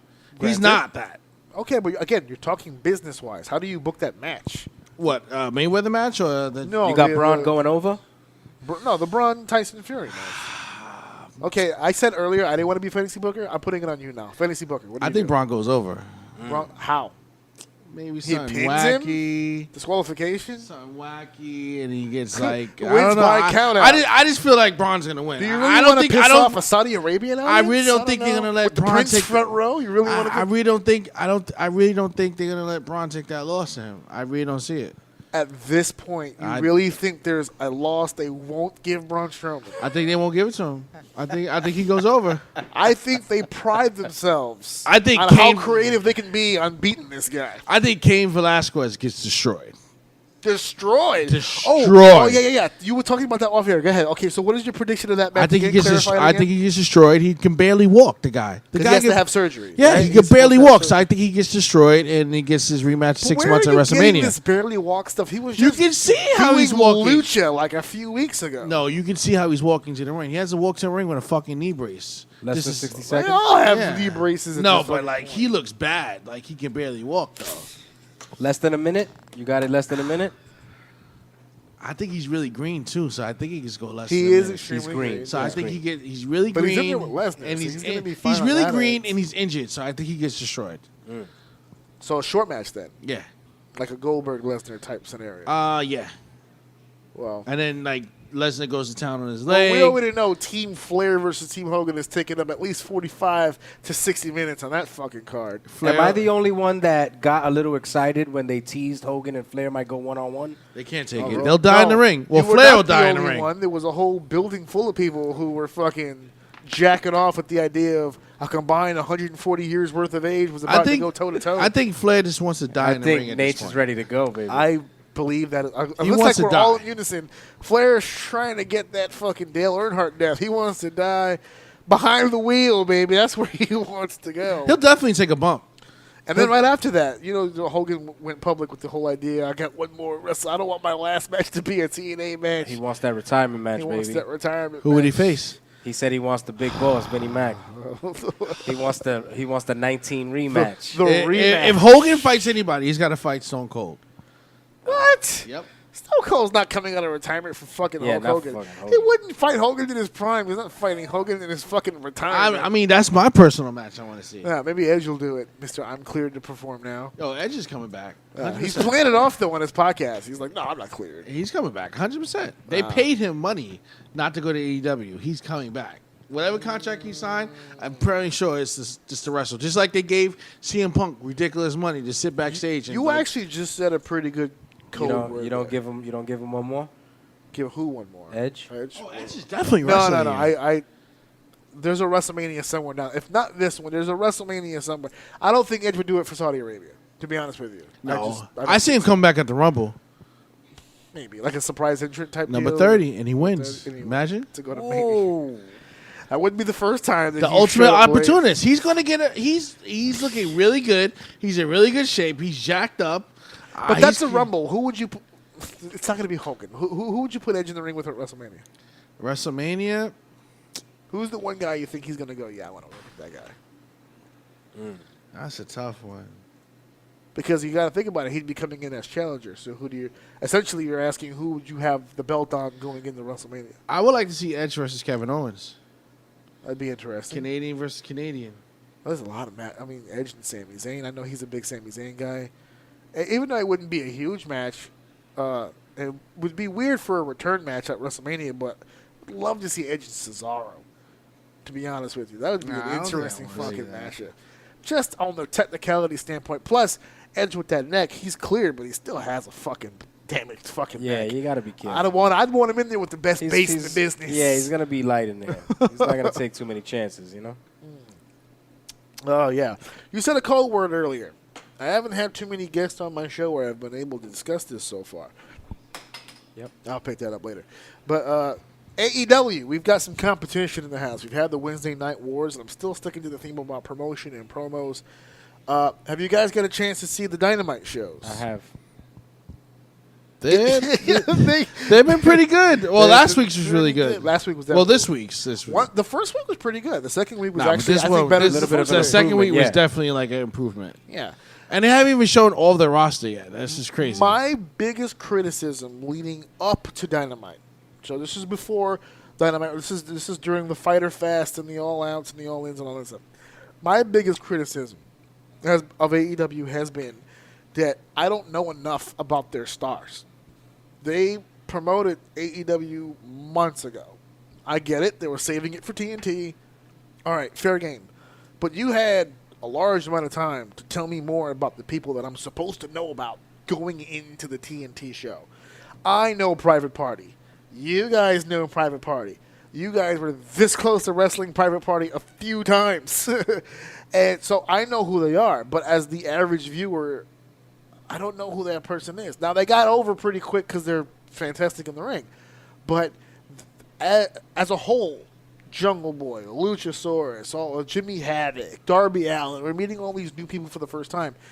Simply being in the ring with legends or top stars does not make you interesting or over. I need to know more about you so that I can invest. And AEW hasn't done a lot of that before Dynamite. I'm saying. This is one of my criticisms. So far, we're 2 weeks in, and I feel a lot better about some of the talent now than before. Now, I don't know if that's because of the addition of Shivani, and now we're telling an old school story, which I wanted to ask you guys about too. I'm going to get to the commentary a little, put a pin on that one. I'm going to talk about the commentary a little later. But definitely now I'm feeling a little better about some of the talent that's on the AEW show. Ming, is there anybody on this AEW show that was completely new to you before AEW that you're kind of a fan of now? Orange Cassidy. That you're becoming a fan of? Yes. I really didn't know too much of him, but now, like, the little bit. Did you see him on AEW and then start YouTubing him? Yeah, to see his exactly. stuff? I started following him on Instagram, and you looked up his YouTube matches. Like, he's fucking entertaining. He's entertaining as hell. And I didn't know him before AEW. I mean, he's been around. I just never, like, cared to watch him. But now it's like, once I found out about him, I started watching all his Freshly YouTube. squeezed. Yeah, freshly squeezed. Before you shit on him, Kage, and I know you're about to, have you seen any of his stuff outside of AEW? I have. Okay. Hey, you don't like him? I'm not a fan. Not a fan. He's now, entertaining. He doesn't stay in that mode. I learned this because all the stuff that I see on YouTube are clips, right? They're usually clips of what he does. Yeah. You know? There's only been a few times where I've got to see I've seen a full-fledged match, right? Where because I never knew. I thought he did the whole match like that. I didn't realize that at some point he actually snaps out of it and does stuff. Yeah. And I was like, oh, okay, he's pretty athletic. Like I started leaning. I was like, all right, even though the stuff that he does is still fucking goofy. It's still entertaining, though. No, it's fucking stupid. It's entertaining. You are entertaining. It's a cancer to the wrestling business. It's okay. Go ahead. I'm gonna unleash the beast. Go ahead. I'm just saying. Listen, I understand that wrestling, like anything else, is subjective, and there's something for everybody in the wrestling business. But at the same time, it doesn't mean you have to like it. Right. Doesn't mean I have to like it. Doesn't mean I have to support it. Especially because I am, for better or for worse, to my core, a very fan of pro wrestling, as it was meant to be, and as it was a simulated combat sport between two people that have an issue with each other, that want to fight each other. And there's going to be a winner, and there's going to be a loser, and there's going to be an outcome. And I think that in the past 20 years, we've had enough things that have shed what we love so much in a negative light to the outside mainstream audience. And I don't think people like Orange Cassidy help our case for legitimacy.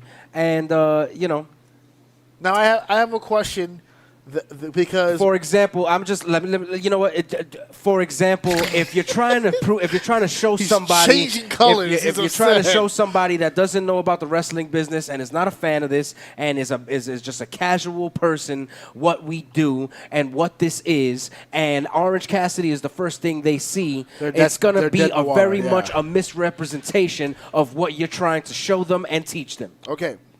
I am in agreement with you on that end, but since you're getting all warmed up here, I'm going to hit you. Can I tap your shin? No, you can't tap my fucking shin. Hold on. Let me give you the famous internet rebuttal, right? I want to see where your head's on it. I want to see what kind of answer you can come up with this.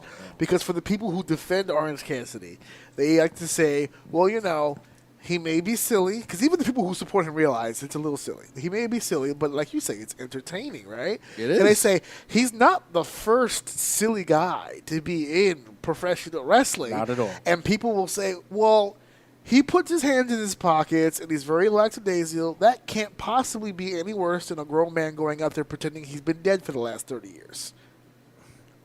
Oh, you know what? And I'm not gonna dispute that. However, Hit him. I am gonna fucking dispute that because the bottom line is that all right. Ming, you brought up a good thing earlier when you talked about characters. And at the end of the day, this is about characters. It's a soap opera for men. We get it. But at the same time, when we talk about going into that simulated combat, when we step through those ropes, we're playing a dead guy. But what that dead guy does when he steps through those ropes, you suspend that disbelief. And you believe it for that time, for that 10, 15 minutes he's in there doing whatever he's doing to the opposite person in the ring. But he is just a character, and he is goofy, but that is just his character. And I'm not defending Orange Cassidy because I actually agree with Kage on this. But again, because I've had this argument 1,000 times, they say I've hit the same thing or similar to that, where it's like Taker doesn't go into the ring and wrestle like a dead guy. It was like he's like flops around like Weekend at Bernie's shit. You know, he's just like brr, he goes in and he wrestles, and they say, well, he does the goofy stuff in the beginning of the match, but then he ends up wrestling, which is true. He starts winning spots and he's doing regular shit, blah, blah, blah. But he begins and ends in the same spot in which he started. I have OCD, so don't worry about what I'm doing over here. But he does end up wrestling or whatever. But that's not a consistent. He's playing thing. with a little cart and Yeah, a toothpick. if it's a 20-minute match, he does 10 minutes of the goofy shit, 5 minutes of the wrestling, and he does the last 5 minutes in the goofy shit because it always ends in the goofy shit. And now we're trying to do the goofy shit, My Little Dog Pockets. We're trying to do the goofy shit now on national television. Does that hurt or help AEW in the long run? Because I noticed the guy with no legs hasn't come back either. That was fun. Listen, the more different characters No they are, disrespect to him. the more different characters they are, the better the variety, the better the wider ranges it can reach. I don't think it's hurting it. No, I don't agree with that. People keep saying So options. you see Orange variety. Cassidy challenging Chris Jericho for the AEW championship? Why not on the TV? Why not? And then fucking he'll do his dumb shit, and then fucking Jericho slap on the Lion Team, and that'll be it. Here's why I disagree with the whole wider range variety excuse. Okay, because he'll kick him in the shit. What are you, a stupid idiot? Straight Judas effect. Yeah, exactly. Why not? Didn't Dreamer do that when Orange Cassidy was doing the shit? Exactly. And Dreamer didn't. Dreamer got heat because he ended up selling something toward the end, but for the most part, he just kept looking at the audience like the guy was a fucking idiot the whole time. Yeah, it's not like not like they're selling his goofy moves. It's just a part of his character. He's who he is. Now, if the wrestlers were selling, the little taps like OD, like is a regular kick, then I would say, all right, something's wrong. But they're not selling it. Yeah. See, I have to disagree with the whole variety wide range thing, and it bleeds into another conversation that people always have when the dick flips and stuff like that when they do goofy spots. Fuck the dick flip. So when they do stuff like that, they say, well, it draws a house, right? People come pay, they see it, blah. I said, it's funny because if I took a guy and tied him to a chair, and I told people, if you come to my house right now, and I charge you like $10, you can come over and I'm gonna blow this fucking guy's brains out. I'm gonna make a cool amount of cash on that night. People pay to see stupid shit. People paying to come see a dick flip or a tampon spot or all that goofy shit going on does not mean that it's an okay thing to fucking do. It brings people like what was the superhuman guy being booked on a show. He was booked on one show when I threw a fit on my podcast. He's fucking on everybody's show right now, which is exactly what I told people would happen. And he hasn't sold a fucking dime. There's no one in these buildings when he goes. So don't tell me, they're booking him because he draws attention. He's not drawing any attention to nothing. There's no one there. Who the fuck is paying $20 to sit front row to see fucking Superhuman? Who's doing it? And I'm gonna argue, fuck the dick flip. I don't know if I said that before. You did, loudly. And I'm just saying that I've worked with Joey. You've worked with Joey. We've been in the same locker room with Joey. But he's a cool dude. But I'm not with that dick flip shit. I'm sorry. Your partner had a different feeling about it. Listen, my take on the whole thing is that it's fine. And if it's entertaining and everyone likes it, that's cool. But at the same time, it does. Every time you say something is okay and you give a defense to it, it opens up the door for something sillier, something cheesier, and something that later becomes on. Where's the line? And it becomes where do we ever draw a line between being entertaining and having some sense of authenticity and realism in this thing. It was to me the dick flip was entertaining for like 5 minutes. Now it's just like I come think on. I lost. I never liked. I honestly Dick Flip at think all, he's but, become a like, slave to his dick flip. Yeah, because now he has to do it. Now he has to Because do it, now yeah. that's all people want to know him as. It's his identity now. Yeah, now it's his identity. And this becomes a problem too.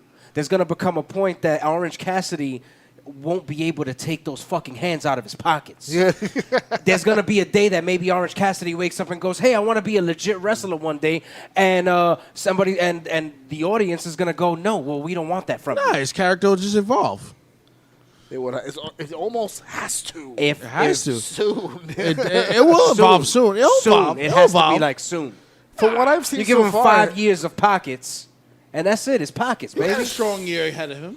It's pockets. he's a pretty athletic dude. I think he could do something, especially if he's got the charisma to do some stupid shit like this. I'm sure there's a lot more he's capable of. Yeah, I think he's. But he's going to have to show that at some point. This will. gimmick as it is not going to fuck. It was good enough for him to get signed. I'll give him that. Well, he hasn't been on television yet. But there's no. He was on last week. He was on this past But he Wednesday. he wasn't. Oh, he was? He yeah, wrestled? yeah, but He he, made a wasn't cameo wrestling, with but a the Best cameo with the best Friends. friends. Oh, okay. They're putting them That's what together he for is. He's a something. cameo. Yeah, he's it's really all he really should be. There's no. I think other he's gonna be reason. red hot when he starts to Freshly wrestle. squeezed. Freshly I think he's squeezed. gonna be red hot when he starts to wrestle. Oh dear God! Red But hot I'm going to piece of tie this shit. back to the main topic here. Is there anybody in AEW besides Chris Jericho who is who's killing it on the mic right now? Is there anybody bringing you in? I don't think they've given enough of that to us to make a true Yeah, nobody's really calling. done promos. You got the Jericho thing. I've gotten a little Cody flavor, a little Sean Spears flavor, which Are unfortunately. you guys bigger on Cody now in AEW than you were before? Oh hell yeah! Is it me or is it like a completely different person now in AEW? I think Cody's coming into his own. Like we were talking He's about hitting earlier. a stride right I now, really right? think I that love when he Cody- appeared in the ring and when it was dark and he just appeared out of nowhere. That I didn't like. I don't like the lights off thing. He should have just ran out there because they do the lights off for the Dark Order. They do lights Well, off. I think they for did- Orange Well, Cassidy. I think that I goes think back that- to I that think was that- that's an old '70s wrestling thing. Yeah, but like they're doing it for everybody multiple made the big people. comeback with the lights off thing. It's only like in the '90s that it became gimmicks for certain guys. You know what I mean? And we have to start moving away from these schmazes at the end of the show. I feel like I'm watching the Luda shows all over again. Oh shit! Where it's just, Can't say that. The deep Now you owe Elena $20. You got to cash app her right now. Oh Yeah, shit! 20 euro, I guess. Whatever the fuck she takes.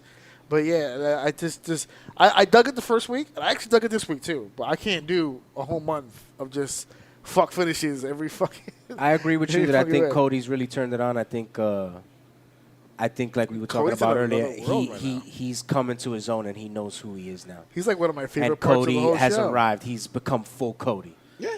He's gone full. He's Cody. gone full Cody. Yeah. Having that nice looking wife by his side is not fucking hurting. Brandy's his, not bad, man. I gotta say, she's a nice lady. She's a nice. She's a nice lady. One of my favorite. This is another thing that fucking. I'm never gonna get hired. There's another thing that fucking bothers me about this company. One of my favorite promos of all time, and I don't know if you guys would disagree with me or not, because this is people are usually like 50-50 on this guy. They usually like really like him or they really hate him. There's no gray area with this guy. But the one guy on the roster that I think should be talking his ass off hasn't said a fucking word. Jon Moxley is one of my favorite promos of all time. I YouTube him just to get myself psyched up before a fucking show. Like, he's one of my favorite promos ever. And he has said dick. He's got time. His fresh. debut, he had that nice little 60 seconds or whatever, and they played it up. But he had, for a guy who was once known as one of the best promos in the business, and then went to WWE and they just sanitized his ass out the yin yang. He came out of the gun in the indies with this whole unscripted Mox violence, which is great. But scripted or unscripted, he hasn't said shit. He's trying to get back over as on a physical level, which is fine. He's a talker. I need him to talk. I mean, please. Well, I think he's only been the second episode, so give it time. My question: Still. do you think, like, just from like the 2 episodes and the little time that we've seen him, do you feel like they're taking him in any specific direction? Do you feel like face heel? Like, I can't. He's in the middle because I can't get a reading on him. He didn't attack Omega after he got attacked, so I think that was kind of like, I think he's blur the lines. He's confusing because he's trying to do the fight by honor deal where it's like he would have had no problem fucking up Kenny Omega. What fucked it up was that someone bit his food before he could eat it, type deal. When the Omega, barbed wire with around the fucking broom was stupid. By the way, I'm sorry. the cleaner, He's the cleaner. He's the cleaner. He's the cleaner. He has to clean one. up, but he's hardcore when he But cleans. yeah, when Kenny got hit with the back of the head, I understand what that was. It was like the whole, I want to fuck Kenny Omega up really, really bad, but I want to be the one that does it type deal. I Not get this it. way. But he's got people guessing as far as heel face because he wrestles aggressive like a fucking heel, but the crowd follows him. They're behind him as a baby face. So it's kind of like they like the attitude, they like the aggression. I need him to speak like now. Like, I understand he had the elbow injury, but, like, he could still do promos. Like, that's the one thing that he Which they should have filled his time with, right? They should have filled his time with. Not, what's the point of paying him to be at fucking home? He doesn't, I mean, even if he's at home, fucking FaceTime this motherfucker and record it. Just have him Give you say those something. old 97 Steve Austin promos. Yeah, something. From back at the ranch. Just sell the story with Kenny more because, to be honest with you, if you're just going to do Moxley versus Kenny Omega, I don't understand the draw of that. They're two completely different people. Yeah. I would if you would have had the two doing promos against each other, building up to Give me some story. Give me some story. Give me some story. Yeah, because they're trying to give us story through physical action, which is not. Not It the way doesn't to do stand out when all your storylines are like that. No one's talking. Listen. The only person that spoke recently was the last week was the Jimmy Havoc promo, and I don't know if you guys remember that promo at all, but the whole fucking time insufferable. it was why was it so long? He's awful. Like the promo was so Yeah, long. I'm not a fan they of were- Jimmy Havoc. They were watching it in the ring. The promo was just going and going, and I was like, "Is no one cueing this kid on 30 seconds?" Whose friend is he? I don't know. Whose friend is he? I don't know. He's I related was to like, somebody on the Why staff. is this? And it's funny because they hired him. Okay, I'm getting angry again. They hired him because he's a hardcore guy. He's one of the few hardcore guys. They wanted a variety, right? They wanted a different athletic guy, big guy, ladies. They wanted a different variety of people. They hired him to be the hardcore guy. He staples himself in the ring. He does a bunch of goofy shit. Idiot. And the whole time these two guys are wrestling, Havoc and Darby Allin, the announcers are selling the fact that Jimmy doesn't want to be just a hardcore guy. It's the stupidest fucking form of logic I've ever heard in my life. His only sole purpose for being on this roster is he's the hardcore guy. And they're selling his character as he doesn't want to just be a hardcore guy. Yeah, it's because it was they signed- driving me up a fucking wall. They signed two guys that do hardcore matches, and then after they do two matches with each other, it's like, what the fuck do you do They next? hired Jimmy Havoc and Darby Allin, two hardcore guys, to have a basic regular wrestling match to determine the number one contender to a championship they have no business competing for. And it's funny I'm because actually excited to see that match. But wait. 2 minutes after that match took place, Pac was on commentary demolishing that entire fucking match. Which not for nothing. Demolishing it. Why the fuck are those two assholes fighting for a championship and I'm not? I thought records meant something. What the fuck happened? I think I'm we untouched. sleep on Pac's mic work, too, just to throw that in there. First of all, I what hate you- his accent. What you just did right now is also pissing me off. Is it Pac or is it Pac? It's Pac. Is it Pac? It's Pac. It's Pac. I think it's Pac. It's Pac. It's Pac They delivered keep from Pac going himself. back and forth. No. It's Pac out of his own mouth. It's Pac. I promise you. Pac. It's Pac. It's Pac. Oh my God. It's fucking Pac, bro. Some of your favorite overall storylines and programs. Kage, you're on the floor. Oh man. Of course, like I said, the Hogan Savage, I argue, one of the best WWE's ever done, at least. I was about 5 years old. All right. She won it back Breaking Apparently. news. like a week later. Yeah, Bailey's just finding- SmackDown champion One more time. with the new haircut. It's looking kind of She's good. a soccer mom. She I looked like like Strad of Black.com. I like it. I like That it. wasn't nice. Yeah, Program, I yes. was about 5 years old. Flair and Steamboat was big for me. Magnum TA and Tully Blanchard is something I go back and study a lot. Liking that new telly on AEW? I'm liking that new telly on AEW. I think they should give him a little more time, especially to talk. Be Sean Spears' mouthpiece. Flair and Terry Funk from 89, 90. Oh, the old table pile. The old table pile driver, because as a kid, I ate that up. And I bought that hook, line, and sinker, baby. Ming, any programs or storylines that popped out to you that are some favorites of yours over the years? Yeah, I said Bret Hart, Shawn Michaels. Absolutely. Roddy, Man, mine's are going to be so off the wall now that I'm listening to you guys. Roddy Piper, Goldust. Oh, Really? The great. WrestleMania 12 parking That lot brawl was stuff? that was a great Backlot Brawl, baby. That was a great storyline. A little fun challenge for you young ones out there. I need you to go to YouTube and type in, this is going to sound weird, but follow me here. Type in Jerry Lawler faggot. What? You're gonna see- yeah. You can't say that. No, we can say that. They'll Okay, shut the let's- show down. Now, who's shutting my show down? They'll tweet Who about is it. shutting my show They'll down? tweet about it. in They'll 10 years, they'll- destroy my self-esteem in 140 Yeah, in 10 characters. They years, don't when- get a good job. They're going to dig this up. If you YouTube it though, what you'll see is a vast array of promos where Jerry Lawler has called his opponent faggot many times on fucking See, now, promos. when you want to host the Oscars in 10 years, they'll bring this up. It's gonna come back to haunt you. And then see? you won't be able to host it. And then you have to apologize on Ellen. You might get Jerry Lawler fired from Raw in the next 2 weeks. No, if he hasn't been fired by now, that guy's he uttered faggot on Raw. Oh. How could he possibly? One of those promos is on fucking Raw. Where you gonna walk? He called Goldust a flaming fag on that fucking episode.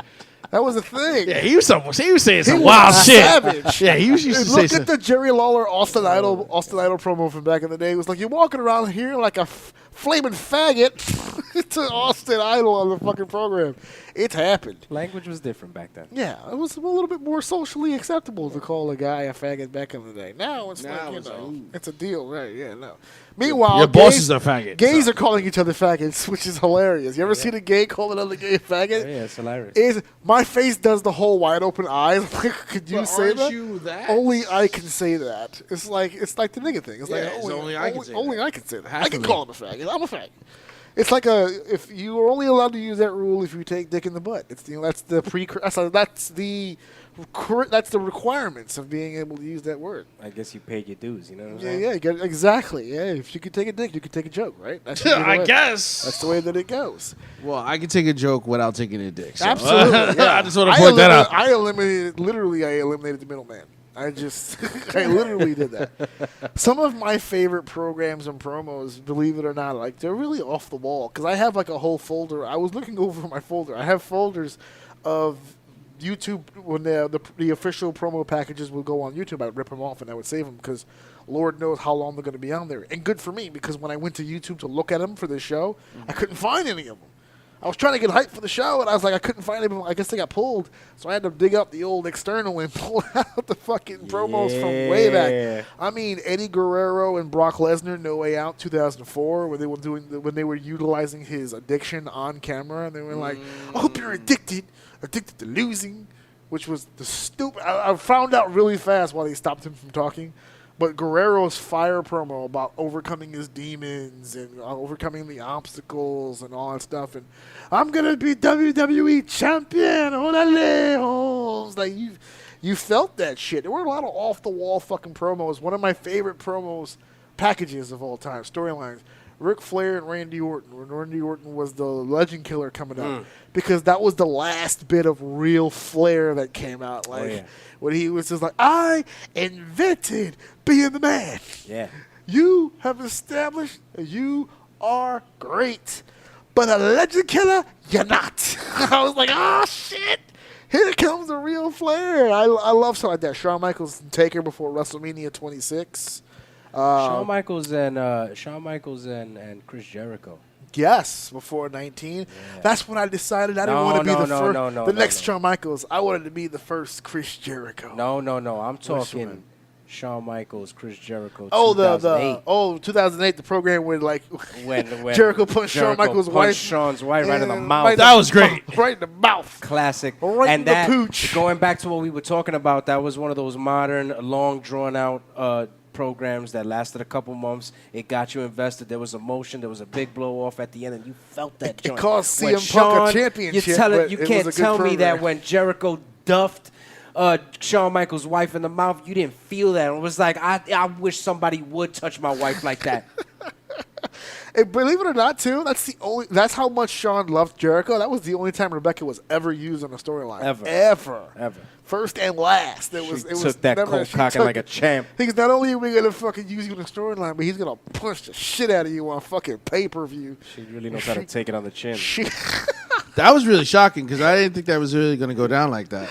Oh, my God. You know, some of that sweet chin music she wasn't familiar with. Yeah, she was familiar. Oh, my God. She was a Nitro girl, baby.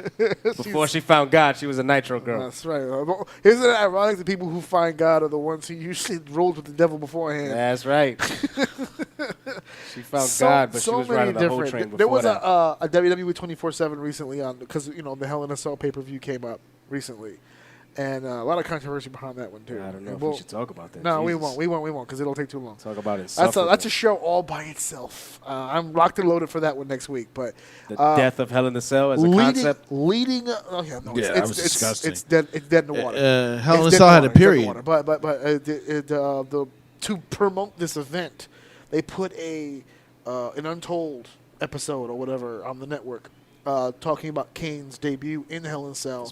And I thought it was going to be mostly about Kane, but it seemed to be pretty even. It was talking about Kane's debut and the Cell match itself and how we got there. And they mic'd up Shawn, and Taker, for some reason, always calls in. Taker never shows up at the studio for these things. But he called in, and they were talking about the build-up to the Cell and all that stuff and how much of an arrogant prick Shawn was, and they built up to this big event. And one of my favorite commentary calls of all time, and this is coming from someone who does commentary. One of my favorite calls of all time was Jim Ross in that Hell in a Cell match, because it was the blow-off match. This is the good guy getting ready to give the bad guy his comeuppance. He's going to beat the shit out of this guy. So Shawn said in the interview that Hell in a Cell to him was a great experience. It was a lot of fun because that was the one night he didn't feel like he had to carry anything. It was all Taker. He said, my job that night was to find as many creative ways as I could to get my ass kicked. That was the only role I had in this match. Kane is debuting, so we got to put that over. Taker's running a program with him. Taker's been getting his ass kicked for months. I have been beating this nigga's ass for forever. And now it's time for the comeuppance. He goes, so that was fun for me. The whole night was revolved around how much of an ass kicking I could take. So that was his whole night. And one of my favorite calls of all time, right when the Hell in a Cell starts, Taker just grabs and he starts getting aggressive right out of the gun. And Jim Ross says on commentary, he goes, Shawn Michaels has to get on that bike and ride. Yeah. That's it. Survive. That's it. You're not beating up The Undertaker. Leave that shit alone. Survive. Get to the end. And it's one of my favorite calls. And they replayed it on that show. And I just remember... that's why it's one of my favorite. That's also one of my favorite programs. The original Shawn Michaels Taker run is one of my favorites because that was coming off of the heels of Survivor Series, so everything at that time felt real. You couldn't trust anything you were seeing on TV as fake or real. Like everything, you were just living in this world where anything is possible. That's why I think Shawn really is that arrogant piece of shit with the gauze in his drawers and he's putting the Canadian flag in his nose and all that. That was the best ever. That was the best Shawn. And he was just Can't do stuff like that now. Shawn in '97. Then you'll get banned. You'll get banned from like countries. If you do that. Apparently, the build-up to Hell in a Cell was also the program in which Shawn Michaels gets credited for starting the Attitude Era, because it was an off-the-cuff, off-camera promo that he shot challenging The Undertaker, knowing he wasn't in the building, trying to kill the gimmick. And he got in trouble for it, but they were like, we need more of that. We need more guys out there going out there challenging people and making this whole deal. It was a whole ordeal, man. There's not a whole... It was fucked up. I was trying to think of programs and storylines leading up to this that are current or within the last few years that I was, like, really kind of into. Like, I really, like, wanted to find out, like, I just wanted to follow this, like old school, just follow this program. I couldn't think of really any program recently where I was like really invested, and now I have to pose this question to you guys. Are we surpassed that now? Are we at a point now where the people who are watching are so inside that it's almost like these fans who complain are trying to find something that we can't give them anymore? we're past that point now where it's like they know how the nuggets are made. So the nuggets will never be delicious again. That's it. It'll never be. Are we at a point now in wrestling fandom where what they're asking for we just can't give? I think it's possible. I think everybody's like, the fourth wall is just like broken. There's no much such thing as kayfabe. Like everybody knows the inside. Like nothing is secret anymore. But because it's like that, is it too far gone? Can we not go back now? Because it seems like every pay-per-view, every show, every move, analyzed over and over. We as fans will never get that magic we got as a kid ever again. But there's a whole generation of people who never had it. They just live in this internet bubble now where it's just, I don't think a part of having the magic is the mystery, and I don't think there's any mystery behind anything now.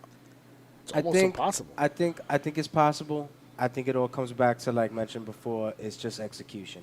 I think us as fans, the fourth wall is been eviscerated. Yeah, it's eviscerated. But at the same time, we're fans because this is a very weird sport, entertainment, whatever you want to call it. Just Don't call it a performance art. listen. At the same time, I still think that the fans, however much they know how it works and how the nuggets are made, I think we still want to get caught up in the fantasy of it. And I think even the modern fans, even the fans that we complain about, they want to get as caught up in it as much as we miss what we used to get caught up in. And I think there's little hints of it I agree to a sprinkled here degree, and there. but what kind of fantasy is going to get them into it? They've seen everything. But this is what I'm saying. You could see, like, it's sprinkled in here and there. I mean, look, I'll take you back. Most recently, look at this past Wednesday, right? Inner Circle's doing their thing. The Elite is getting their ass whipped. You got a guy like MJF. He runs down. Now, for a moment there, he's got that chair. You don't know. They played that part perfectly. You where it's know, like, but you he don't did. know. But this is what I'm saying. You just said it. They played that part perfectly. Yeah. And for that split second, the crowd was bought in. Yeah. The problem is that we don't get enough of that anymore. Right. You got people. It's hard you to got get that. people- It's hard. You got too many people It's in hard high to maintain positions it. that don't have the experience to make you feel that emotion. At the end of the day, you got a lot of children in main event spots and on national TV that do not have the experience to even know how to make themselves feel a feeling, let alone a fan feel a feeling.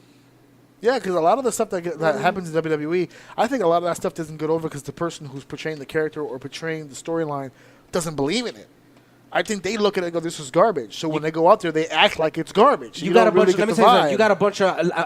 You got a bunch of dudes in these locker rooms that all they care about is the other dude in the locker room giving them a pat on the back and telling them that what they did out there was good. They don't give a shit about what the people. You got people that are not performing for the audience anymore. They're performing for themselves and they're performing to pop each other in the goddamn locker room. And a lot of those guys are making it too, which is what makes it worse. Because they're getting signed to these major companies, and then they get on national TV. You listen to the same podcast I do. You listen to the same people I do. You're in most of the same locker rooms that I'm in, and a lot of people are always saying the same thing. It's like when it's a different ball game. What we do on the indies to what happens on the national level, as far as the big time professional companies here, you will get exposed. If you get signed based on something goofy or you are able to expose your strengths and hide your weaknesses, when you get to that major level, you will get exposed. For every talent that's in AEW right now, they signed so many guys to AEW and they were promoted so heavy leading in over the summer. Now we're on Dynamite. There's a lot of names that they made a big buzz about that they signed. I don't see on fucking TV. There's not enough time for everybody. There's not enough time for everybody. My ass. You have a 2-hour-a-week weekly show where you could at least, even if they can't perform or wrestle at that time because of time constraints or whatever, a package, a drop, a commercial, something to let these people know these people are even still in existence. They have this new show now they're going to put on YouTube, AEW Dark, where they put the dark matches. It's on Tuesdays. It's on YouTube, though, right? Isn't it on YouTube? No, I thought it was on TNT on Tuesdays. Is it on TNT? They have their own show? Okay. Yeah, apparently there's like some really 30-minute like Joey Janela Omega matches. But that's what I'm saying. Even on the dark match schedule, as the people that they mesh into the main show, it's not the Sunny Kisses. It's not all these. Yeah, what the fuck happened to They're Sunny still- Kiss? They're still pushing the guys you saw on They're Dynamite. trying to figure out what's going to work and what doesn't. What happened to Sunny Kiss? They're trying to figure Nothing out how to happened. present him. All these guys, how to present him. There's a lot of characters. Look back on the Casino Battle Royal, right? Michael Nakazawa, all these different guys they threw in that they were touted as these big signings because they're fresh faces no one's ever seen before, and yet 2 straight weeks of Dynamite, and every single person on that paper on those shows are people that we've all already seen before. There isn't they opened the doors to a lot of people and gave people a lot of opportunities. So I won't take that away from them. But they're finding out right now that all the shit that was told to them before they started this is coming true. That TNT, that people, they're not going to compete with WWE. They have to. It's by default. You're in their industry. You're there for a competitor. Okay? You're going to be on Wednesday nights on national television every single week. You're going to be a competitor. And they're finding out now that when you are beholden onto people with money, it doesn't matter how creative you are, but the Khan family and the TNT are calling the fucking shots, which means you can hire all your friends and all your buddies from PWG and all that stuff. But at the end of the day, TNT wants to see Chris Jericho. They want to see Jon Moxley. They want to see the Young Bucks. They want to see all the people that we're always told were going to be kind of in the background as we get these young guys up. Does not work that way. So for everybody who's waiting in the wings, I hope you're getting their gym time in. I hope you're getting ready because you're only going to get one shot. That's why I shake my hands and I'm happy for Private Party because I came up with Private Party. I used to work ringside with Isaiah Cassidy every fucking House of Glory show. He was my bell ringer when I was ring announcing and doing commentary and all stuff. He would hold the belts, he would grab the suits, and now he's doing fucking gin and juices on fucking national television. I'm happy for him because the crowd took to him. Not everybody in that locker room was That's going a to get sick that move, by the benefit of the hair coming out into the gin and That's a juices. sick move. Shit is dope. I give him props for that finish. Shit is dope. But not everyone's going to have that opportunity coming in. This is 2019. If they don't hit a home run on that first at bat, then we may never see them again. They hit a home run on Wednesday. They did. Yeah. Private Party's in. People are sold. They're bought. You know what? While you're on that topic, real quick, picks to win the tag tournament. Private Now, Party? At this point, you would think that kind of has to be. Ming, who you Nah, got? I don't think they're going to win. I'm going to throw it out there right now. We'll go- Luchasaurus and Jungle Boy. I'm gonna What up? go with SoCal. SoCal Uncensored. I think it has to be a babyface because the champion's heel. So I think Jungle Boy and Luchasaurus would make the most sense based on the way that the bracket is set up. I love the win for Private Party. I could see them maybe as a finalist, maybe a semifinal. I don't see them. I think the whole point of that win was to get people talking. And they're like, okay, all right, they're pretty legit. All right, now we'll put them in crazy matches and show the athleticism and stuff. But as far as like Give them their win back from the last Hog show. tag team division, like even Best Friends, I think to a degree has it. No, Best Friends out, right? Because they lost to Dark Order, right? So try to figure that out. But yeah, no, that's what I'm saying. Even this, try to figure out this tournament bracket. It's like so weird. Everything about this fucking company is so fucking weird. I But think, yeah. like Ming said, I agree with Ming. You just got to give him time, you know? Give him It's only time. 2 weeks in, and 2 weeks. there's but so much you can fit under 2 hours, man. Yeah, give him time. It's newborn baby. You can listen. NXT did the same thing. This is the part of the NXT that I actually liked. Even when the guys didn't get on the show, they got promoted. Like Yeah. 30-second spot. Adam Cole was on the show, but 30 seconds. This is our champ. This is our guy. He's a good-looking guy. Fans love him. The whole Adam Cole baby. Can't wait to see him. Boom, and then we move on. Can I ask you a question? Okay. Do you feel, or do you even notice, or does it bother you at all that you don't see that many like mic'd promos on NXT? I'm a little over the vignette thing. I love the vignettes, Yeah. but does every promo to set up everything have to be a vignette? As a fan, I miss it. As a professional, it's smart. Because, again, we're handicapping these people. They're picking a lot of guys who can't talk. It's a very rare skill to get in a ring in front of 20,000 people and hold a microphone and encapsulate all these people all at once. It's hard. I think people take for granted how difficult this job is to get in front of an audience that big every night. It's a different audience every single night, and somehow you have to use the same skill set every night to get a different audience over every time. It's hard. It's hard to do it in front of hundreds of people. I would assume it has to be difficult in front of fucking thousands. Okay, I've had the benefit of being in front of some big crowds, but never a WWE size crowd. And it's difficult every time. And AEW is entering that realm. 9,000 people, 10,000 people. They're getting a lot of people to these shows, and you're putting a lot of people who've never wrestled in front of more than 300 people out there and going, okay, do your thing. Right. It's hard. A lot of these ladies right now that are in their women's division, they picked a lot of green women. Very Even green. for the Japanese well, ones, they're half relatively green, half men. Well, that's another topic for another Let's be day. honest. See, Is she post-op or pre-op? real. I'm actually not very sure. I've heard conflicting reports. I've never actually. I've met her a few times. I've worked with her a few times. I've never asked. Let's just say I've shared locker rooms with people that have shared locker rooms. You know what I'm saying? Yeah. Does she have a penis? I Now, can't see, comment from first-hand Ming's experience. asking Ming, is the what I'm hard telling you. questions. The hard question. I Does can't- she have a cock? I don't want to say something that I can't prove myself. You know what Word, I'm I saying? don't have want any to spread snapshots, rumors. You so know what I I'm don't saying? know. She's always been cool to me, so I never had an issue with her. I'm a tweeter. You're Hit her up, you're baby. hey, eliminate Hit the, her up direct. You have Are you to post-op you have or to literally pre-op? eliminate the middleman on That's that. it. and Slide just in that DM. slide. Are you pre-op or he's- post-op? He's not going to DM now. He's going to actually put a post and tag. I'll put a post up. That's what he does Tag for her. everyone. Yeah, he got blocked. I might get blocked. Yeah, No, Sasha, you're getting blocked. Sasha Banks blocked. No, you, not right? yet. Not Yet. I sent some great. You're working on it, though. Don't worry No, about it. Bobby Lashley blocked me immediately. Oh yeah. Bobby Lashley. That was the one you told me before. He's working on Sasha. I was like, Banks. you sucked. He'll Blocked. get there eventually. Ming, what kind of stuff you got coming up here with False Finish and anything else you got going on? going to comic book conventions, more podcasts. Where can we find False Finish? Facebook, False Finish Productions, IG, False Finish Productions, YouTube, got 27,000 subscribers. Nice. So, yeah, check us out. Check us out. Chris Cage, you've got a lot going on. You got a title defense coming up. Yeah.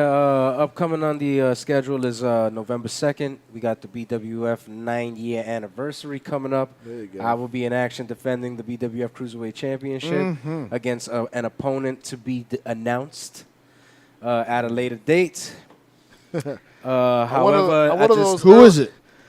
I just want to. Well, I don't know who it is right now, but I just want to say that no matter who it is, they're gonna get exactly what Nikos Ricos and Brother Greatness got in the last That 2 months. I have beautiful defeated. elbow drop. Thank you very much. It's the best elbow ever. I have defeated both former BWF Cruiserweight champions. I do happen to be the first and only undefeated champion in BWF's history. Tell 'em.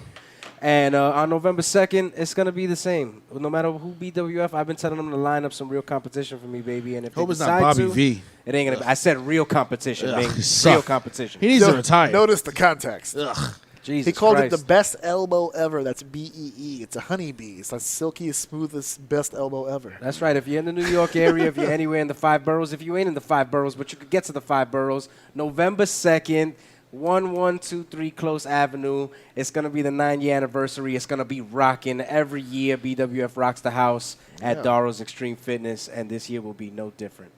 Or if you don't get a chance to do all that, the social media is always popping, guys. You can catch the match when it happens on the hour. We're going to get going soon, but my man here, Kage, has the report. Because while we were recording all this, SmackDown was doing day 1, apparently. I didn't know there was multiple days on the draft. Kage, what happened that we missed on the draft? I'll talk about more about this next week, but we got up to the minute report here. Just to give you a quick recap, I'm just going to give you really quickly who got chosen for both shows, Raw and SmackDown. NXT, unfortunately, was excluded from this. Yeah, I got a rant loaded up for that one, but go ahead. And there happens to be some wrestlers that I'm sure when you do your homework, you will discover that were illegible or were not eligible for the draft tonight.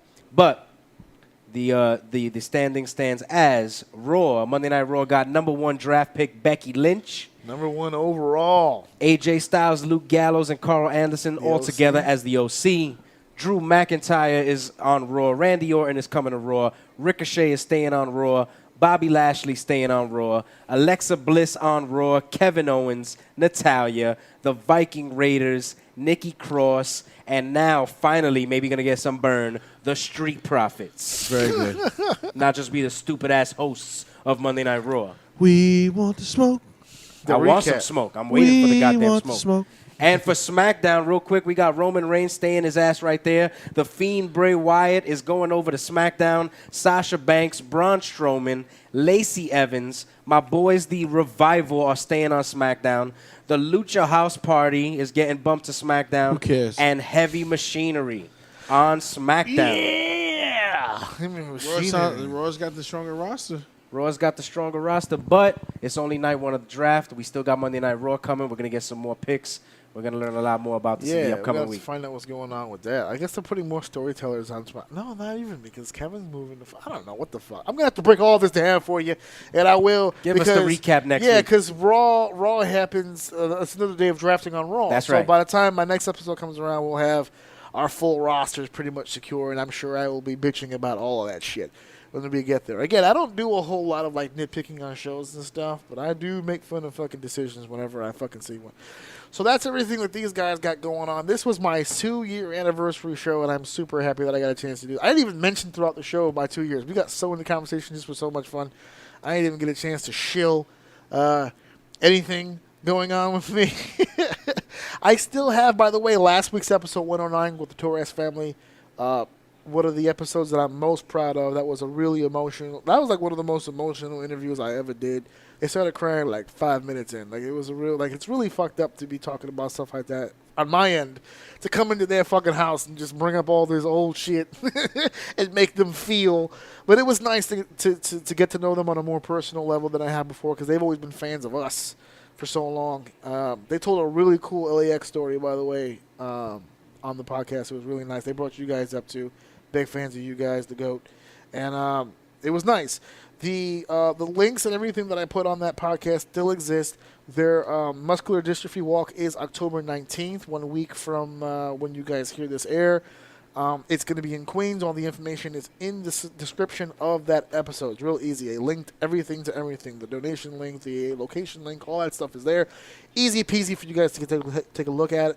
MDA.org, I believe, is the website to find out more information about that. I'm still trying to push that out. There's going to be some promos done throughout this week to remind you guys as well, so you guys can keep up on that.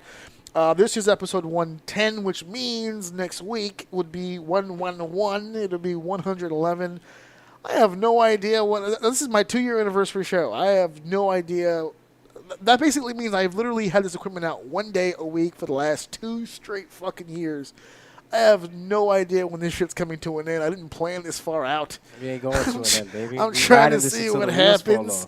I did not get a chance to go live tonight, which is unfortunate, but I still had a great time. Thank you guys for coming. But I will go ahead and announce now the next time that I will go live, and I'm not entirely sure to be in Jersey. Now that I know how to do the live stuff here, I couldn't get it going in time, so I may do it here. I don't know. It depends on what's going on. I do like the Jersey setup. It was nice.